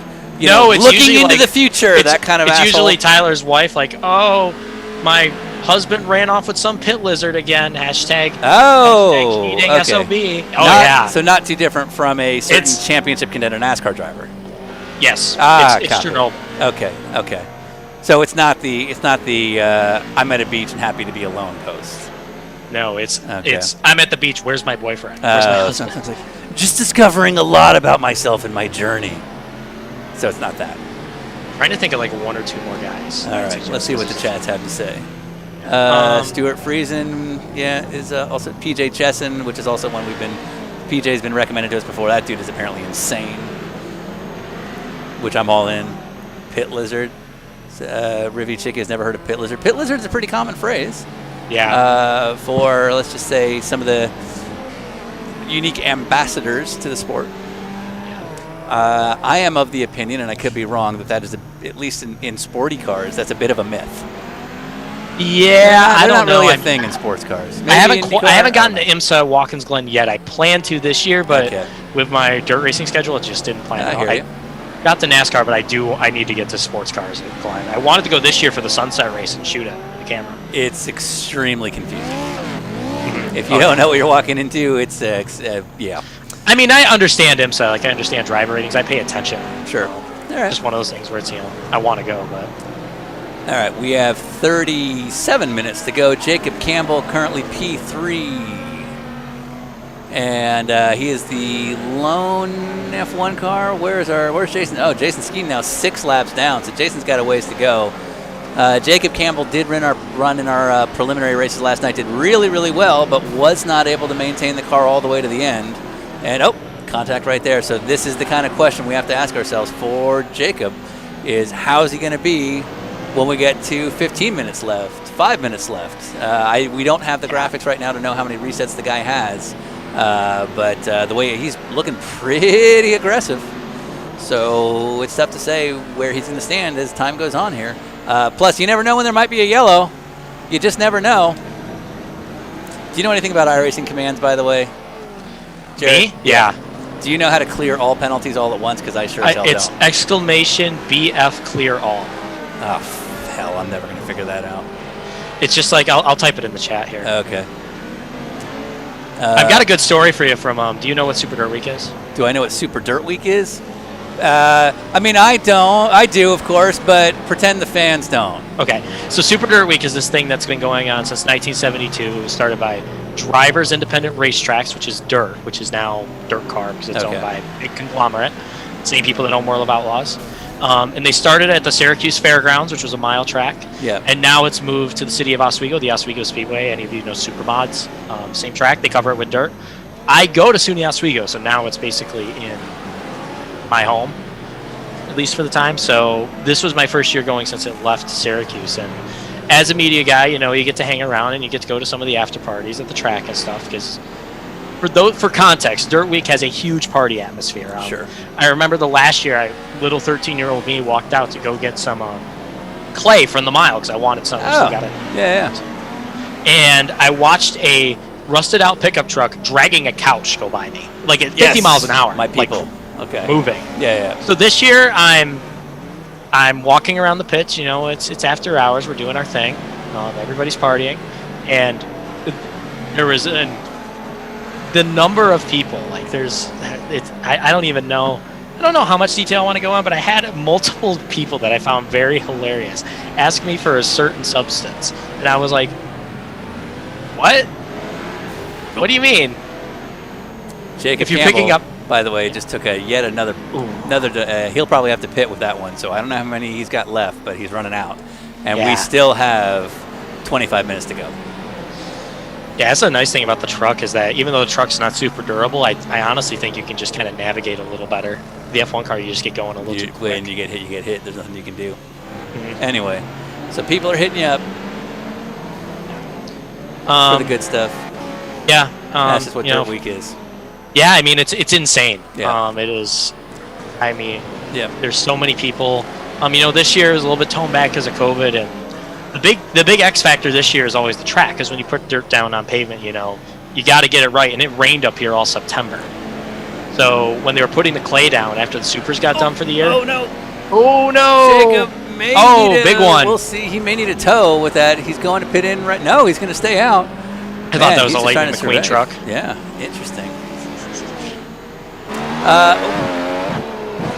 All right, so on all of these notes, let's see. So on all of this, you mentioned something that is interesting. I'm not going to mention who, but we met with somebody who's very experienced in dirt racing, and he has a huge collection of dirt in jars of different tracks he's been to. Is that common?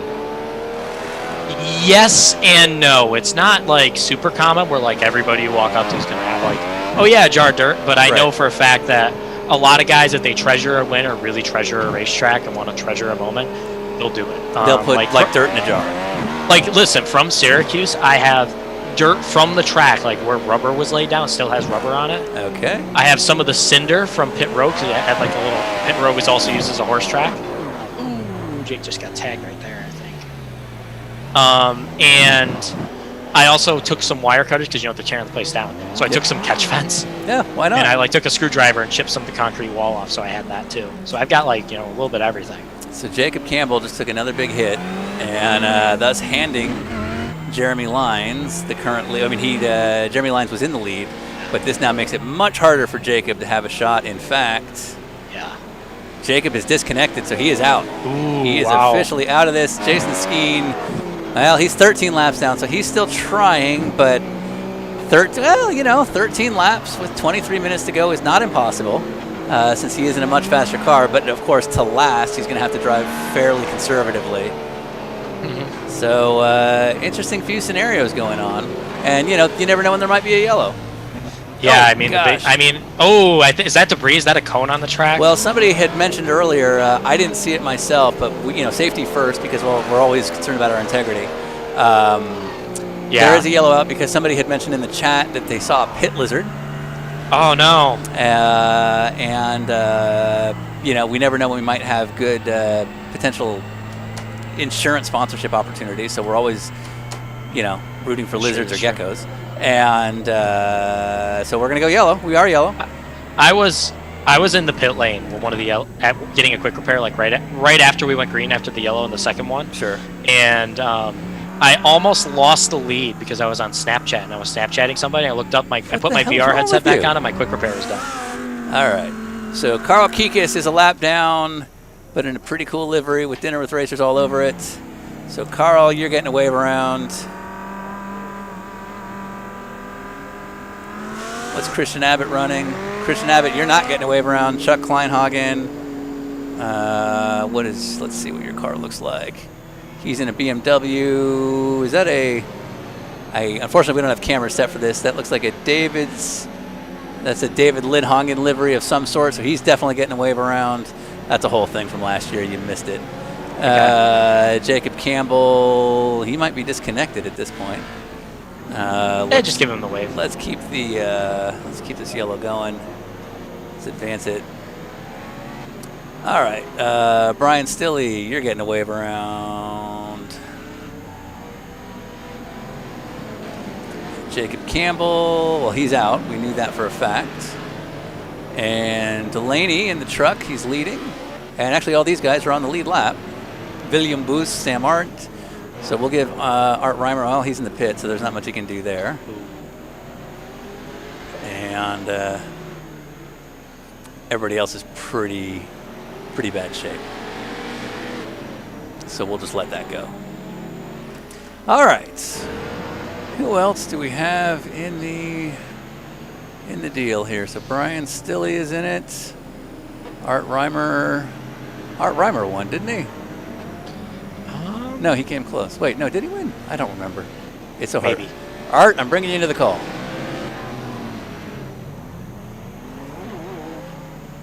All right. Thanks for having me on. All right. Thank you, Jared. Really appreciate it. Yeah, no problem. Great time. And thanks for the host. You come back next week? Oh yeah, as long as college doesn't do something crazy, then yeah. Wait, where are you going to school? SUNY Oswego. What? Yeah, I go to school right now, so I'm currently broadcasting. Art, you're on the air. Art. Hey, can you hear me? There we go. Sorry, Jared. Yeah, it's just loud. Yeah, I go to school, right? All right, Jared, thank you very much. Good luck with school, and hopefully we'll see you in the next few weeks. Yep, I'll see you guys. All right, congratulations. Thank you. All right, Art, you'll have to be a little patient with me because it's hard to pay attention and remember everything when you're switching cameras and balancing egos. What did you win? You won. You can't win. I won Wednesday night, one of the prelims. That's what it was. In my head, you won something. You won one of the prelims last night. Yes, I won the second prelim in Jumpy Trucks. Yes, good. Okay, congratulations. How did tonight go? Tonight I am being Gunselmaned even more than last week, if that's even possible. Interesting. Okay, how so?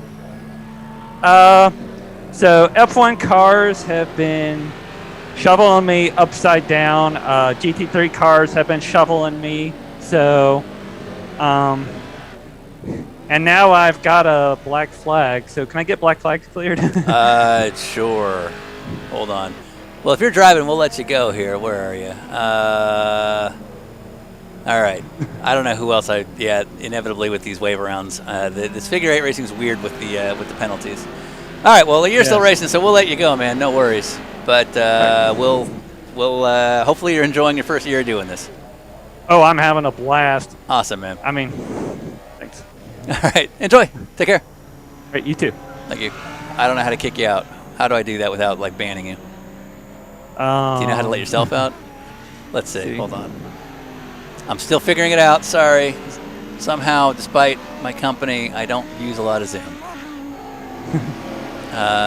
Put him back in the thing.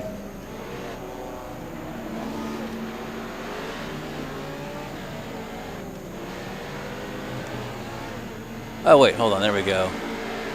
There we go. All right. We'll see you later. All right. See you. All right. What are we looking at? So we are going green. Carl Keek is currently leading. There are 17 minutes left to go. Carl Keek is leading in that beautiful, I believe that is a Lamborghini Acura. Jeremy Lyons, P2. David Lindhagen, P3 in the BMW. Christian Abbott, P4. Brian Stilley, P5. So it is all GT3 cars in the top 5. F1 did not have a good showing this whole day. There was a whole internal debate about how many resets to give everybody. Should it be 4? Should it be 5? Should it be unlimited? We went with 4 because it was clear the F1 cars were faster, but in retrospect, maybe 5 would have been okay. Who knows? In the Jumpy Trucks, Delaney Calhoun leading in the Continental, whatever that is, Pro 2 Light. Sam Arndt, 26 seconds back, but in the pits. Not looking good there, but 2 different Continental trucks. I like that. And then, of course, William Booz in the ATL Speedworks truck featuring Dinner with Racers and Valvoline.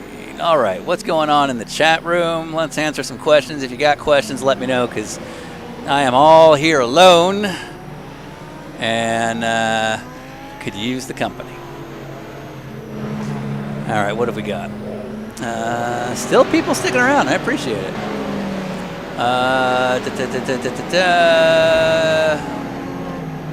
People debating about dirt collecting. Mason 51. So Mason 51 commenting in the chats that we didn't give him a whole lot of love for his Stone Cold Steve Austin. It is not an indignation of Stone Cold Steve Austin. I don't think Ryan nor myself have any problems with the guy or wrestling. It's pretty awesome. But our whole rule set is it has to pay homage to our sponsors, our guests, or some sort of weird DWR theme. So, you know, if it's a Mark Miller livery, then that would qualify. If it's a Stephen Wilson livery, it would qualify. If it's a, Valvoline or Acura or whatever, that would qualify. If it's themed on one of our bad jokes, that would qualify. But Stone Cold Steve Austin doesn't quite fit in any of those categories. So hence, no wave rounds. Let's see. A bunch of questions I can't answer. Hurricane Barca, thank you very much. JT Tammy asking about the best corgi names. Well, there's I wouldn't say there's discontent. There's a variety of options on corgi names. Anybody who knows me knows my love of the breed. So close to me is, of course, a dog named Watson. Surprisingly, there are many Watsons, which I did not know going into this, including one Shelby Blackstock, who anyone who follows sports cars or formerly open wheels know that Shelby's been around for a while. Shelby also owns a corgi named Watson. I'll give him the benefit of the doubt that it's coincidental. I don't think. I'm going to go on a limb and say Shelby Blackstock isn't walking around trying to figure out how he can imitate me. Just thinking that's not on his agenda, so I think it was just circumspect. But my Watson came first. Here in Southern California, for some reason, there's a lot of like Japanese names for corgis, but like Japanese food names. Like there's a lot of dogs named Sushi and Inari and stuff like that, or Tofu. And other than that, I'm all in on whatever names you guys think of. Let's see. Mason51 commenting, you have 0 design ability. Totally get it. Just steal what you want from Trading Paints. That's why it's there. We've also had people with no... So, for example, just in terms of setting it... So, Carl Kikas here. We've given Carl Kikas wave buys in nearly every race he's competed in, just to go back to our whole theme of liveries. So, Mason51 complaining that he has no talent, which I totally understand, because neither do I. But if you look at Carl here, this is just a blank white car with logos on it, but hey, he stuck to the rules, so we give him the wave buys, and that's pretty much the deal. Whereas other guys go way out of their way with elaborate things, and we do have a second award we can give to people for that. Oh, you know what? Nah, we're not going to go yellow. We do give free black flag passes on some races to people with especially elaborate schemes, but they're not there yet. Let's see. Mason51. Yeah, no worries. I know you're just kidding around. Joe Leahy making jokes. El Macron. How old is Watson? Watson is now officially just getting close to 10, but he's 9 and change at this point. He was born in February of 2012, and it is crazy to see how dogs get older, mainly in terms of like personality changes. A dog that at one point was super energetic is now less so and doesn't want to go outside. Let's see, what else have we got? John Cena DuPont with some great advice, but I think what you're recommending to Mason51 would be adapting the livery. However, that would involve having to know how to create the livery from the start, so I think that's Mason's big problem. Let's see, what else have we got? Scrolling up, scrolling up, scrolling up.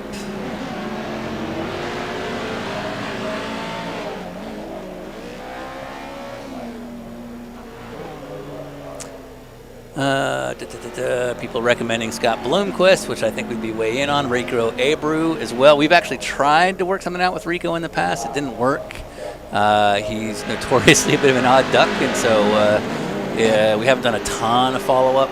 But he's obviously had a unique career. What else have we got? Dave Blaney is a recommendation for a guest. Would love to have him. That dude's seen a lot of stuff. Let's see. Stuart Friesen, weigh in. It's just me here, so anybody else got questions, I'm happy to do so.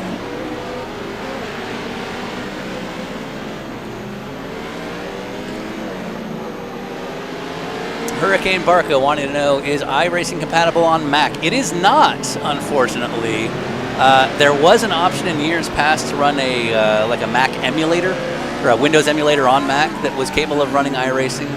As far as I understand, that functionality is now gone. I don't want to speak out of school because I am not an expert on that sort of deal, but sadly, like I had a friend who ran a Linux computer with iRacing, and that functionality is all gone. I believe it is now exclusively Windows-based, which is actually one of the complications we have in our streaming setup, because my host computer that does our streaming is a Mac, and we literally have like a video feed from a Windows laptop streaming into this and then streaming back out. It's as is everything in my life, overly complicated.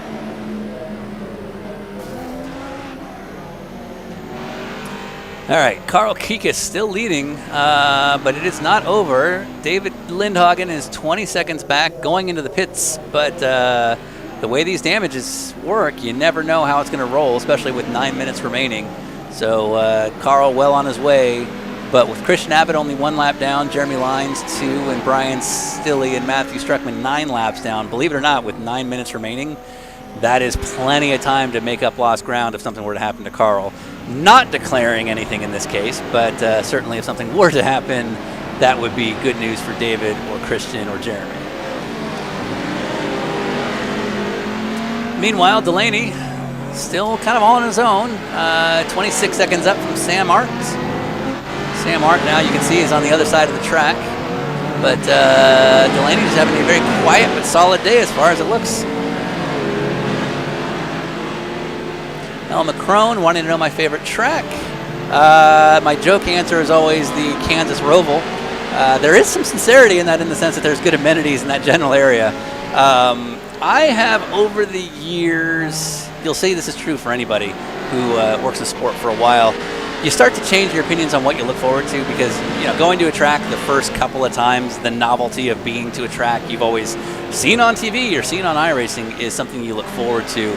But I hate sounding like this because it's a little bit spoiled, but over the years, once you've seen it, if it's not an exciting place to go to or sort of a hassle, you become less excited. I'm not going to name any tracks in particular, but in my job where PR and marketing are obviously the focus of what I do, you start to really loathe tracks that are 40 minutes from your hotel and have no cell reception. It's hard to do your job if you're out in tracks like that, especially if they're tracks that notoriously don't have good amenities. So my favorite of things now have more to do with events more than tracks. So I got a lot of love for the Rolex 24 at Daytona. I haven't been there in a few years now, and anybody who knows my very active role, I used to play in a lot of different things for that event. That is something I wouldn't say I miss, but that was something I always really enjoyed doing, because the Daytona 24 is just such a cool event. And then on a spoiled level, our hotel was 10 minutes away, so you'd pack up and you'd be at your hotel and warm. So that was always nice. The Indy 500 is, of course, an amazing event to go to if you've never been. I don't know if it would wear if I went every year, but I've only been 3 or 4 times, and I only go every so often, so that makes it special. And then locally, the Grand Prix of Long Beach is just, there is no event like it, and it's one that you really grow to one you really grow to enjoy. In my case, it's more of a family event. My dad and brother come down from the Bay Area, so it's kind of a boys' trip, and that's part of the fun. But I've grown to really enjoy events more than specific tracks. But everywhere, every track has its kind of unique character.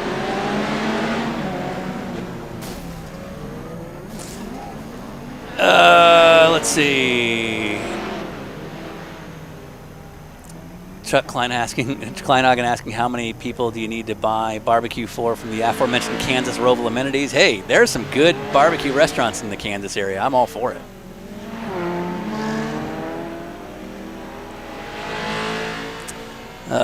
Some folks mentioning Jamie Price being stuck in Italy, which is weird. Jamie's not prone to putting himself in problems he created. Probably shouldn't say that on the air.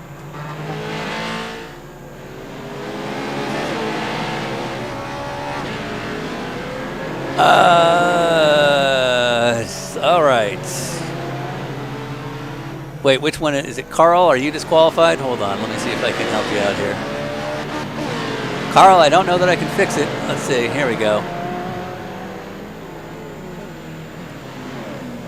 James Nelson, where are you, James Nelson? All right. We have 6 minutes to go, and then we're going to wrap out of this week's edition of Thursday Night Blunder.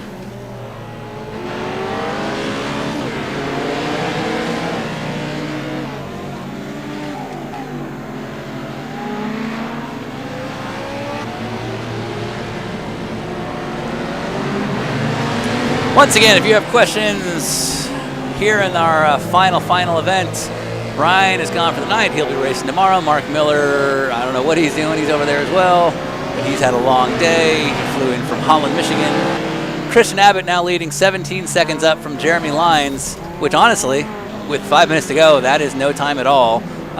Purely on pace alone, Jeremy could make that up. But certainly if Christian were to find himself in trouble, that would be a specific problem to have. So let's see how this unfolds. William Boos currently en route to victory, leading in his category. Looks like he's one lap up on Delaney. So in the last few minutes, Delaney has found himself into trouble. So let's see how this unfolds. Christian Abbott currently leading. He's got a 15-second lead over Jeremy Lyons. 3 minutes and change remaining. And we'll see what we got. Again, El Macron saying you missed the tours. I'm assuming you're referring to the team tours we used to do at Magnus Racing when I was working with them. Are they still going? I actually don't know. Is Kelly doing them? I know it was one of the things that John really enjoyed. I know it was one of the things that was supposed to continue, but I don't want to speak to any specifics between what Kelly and the Magnus folks have arranged between each other. It's a different dynamic, and so it's tough to really have any opinion, but Kelly's been around. She knows what she's doing, and it is a slightly different culture now than it used to be.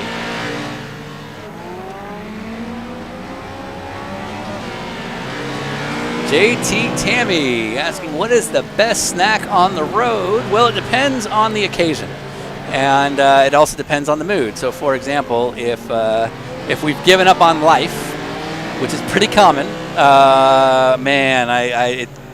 peanut butter M&Ms are phenomenal. But man, the problem is I have zero capacity for portion control. So somehow a share size bag will be gone in not a lot of time, and that's not what they're meant for. I don't know if this is a known thing, but Ryan and I have a post-recording tradition, which is not for everything, but if a recording goes very well or very poorly, we get ice cream. And that is always an exceptional thing to do afterwards, especially when you've been talking for hours. So it's only the ones in the middle that we don't get. And this is where our hatred of the McDonald's ice cream machine has stemmed from, because a lot of times the dinner recordings will go till 10:30, 11 at night. You're in the car by 11:30. McDonald's is the only ice cream option that's still open, and it's very common to get there, and it turns out the machine is allegedly not working, which, as we all know, is just them not wanting to deal with it. Oreo cookies, says Kareen Barman, and I would agree. We documented this on our most recent trip, but the Most Stuff Oreo cookies are phenomenal, and I would absolutely do again, but it's certainly not helping my self-esteem any. By the way, Jeremy Lyons now 4 seconds back, and I believe this is for the win. Jeremy Lyons just passed Christian Abbott. This is for the win. These two are going for the big Hour 3 win. I have a feeling Christian's got damage. There goes Jeremy. It's anybody's game here. We are in the final minute and a half. Oh no! Christian with a big hit. This is boding very well for Jeremy. That's Jeremy in the lead, who's now just growing over Christian. William Booz now up to P3 overall. He's in his own class. He's pretty well handled. But the thing we've continued to notice in both races prior is that the trucks somehow always get themselves in the top couple overall positions, and we thought that was not going to happen. So really impressive on all their counts. Jeremy Lyons now P1 with a growing lead over Christian Abbott. I would argue that Christian's probably got damage, and now Jeremy, as you can see, is going super delicate, just trying to nurse it home. He's only got to last for another minute and a half. Ben Wedge calling the snipe. It's up to you guys. I'm still looking for the best snipe for this win, this race. Jeremy Lyons is leading, but again, it's a close finish. He's only 20 seconds up from Christian Abbott. They both have pretty good liveries, so I'm not going to vote yay or nay on any of this.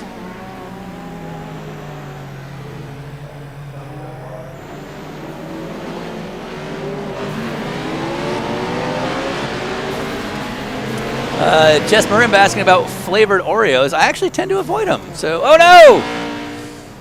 Was that a snipe? I think that was a snipe. I think it was Brian Stilley. Yep, Brian Stilley. Sniping Jeremy Lyons. But Christian Abbott is still way back, so I don't know that it's really going to count for much. We are now at the 40-minute mark. So it's just a matter of crossing the line, if I am understanding this correctly. Jeremy Lyons looking very, very strong to make it to the end. If I'm looking at this correctly. He's going to cross the line right here. Nope, he's got one more line to cross, and then it'll be over. But Christian Abbott has the lead. Oh, shoot. This is going to be right for the end here. This looks like it's for the win, these two. So that's Jeremy Lyons on Christian Abbott. This should be the final lap. Oh boy, Jeremy Lyons might just eke it out. Where's the line? I don't fucking know what's going on. I don't know what's going on. I think it's over. I think Christian Abbott won. I'm gonna go with Christian Abbott just won. I actually have zero clue. Sure. Or did he? It says 41 minutes have elapsed. Yeah, I don't know what's going on. I give up.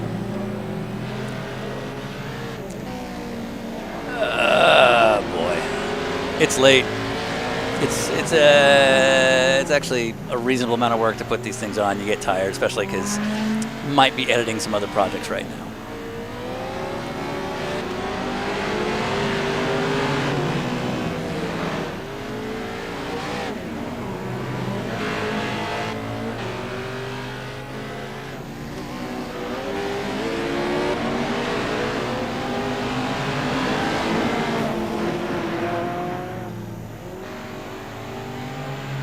Well, I don't know if it's over or not. Looks like it's not. They seem to still be racing. And now Jeremy Lyons is leading? What the I have no idea what I'm looking at. You tell me. Somebody wants to tell me who's winning. I think Jeremy Lyons is winning now. So these races are supposed to go 40 minutes. Somehow we're at 42 minutes. I'm at an absolute loss as to what this means. I'd like to go home. Yeah, I'm not smart enough to understand how this works, but it looks like Jeremy's still going. So I'm not okay, well, now he's turning around. Is it over now? No, it's not, because he's clearly very cautious to try and finish this out.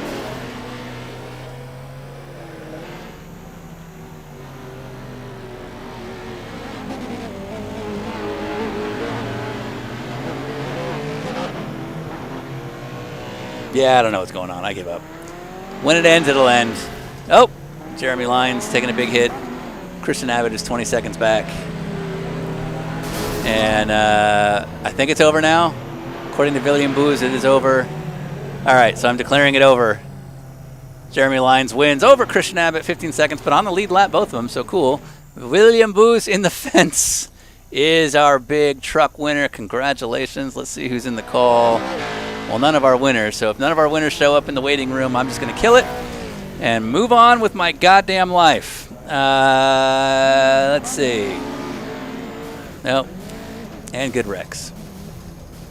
So congratulations to Jeremy. Congratulations to William. Christian, congrats on a really good run over the last several races. I'll give everybody a few minutes if they want to join in the room. Otherwise, we are going to screw right off, call it a night, and that'll be that. Let's see. Let's see. Oh, I'm realizing I think the time delay is actually the time you spend on the grid. All right, who's in the room? Looks like nobody. I'm giving you guys 1 minute. At 10:46, I'm killing it. If none of my race winners join the lobby here in our Zoom chat. Otherwise, thank you all for joining. As far as the remaining races, we will have a schedule soon. We're still trying to finalize a few different things. And Ben Wedge, thank you for the mediocrity love. As long as Ryan gets praised, that's all I give a shit about. And let's see. You're welcome, Owen Bell. Thank you very much. Thank you, Zach Trump, for everything. All of everybody in the chat. It's super super helpful. Thank you, L. Jason Burgess. Really appreciate it. Nothing makes me happier than people not. Never mind. I just need to know when to shut up. Yeah, I think I'm good. Are you not entertained? Are you not entertained?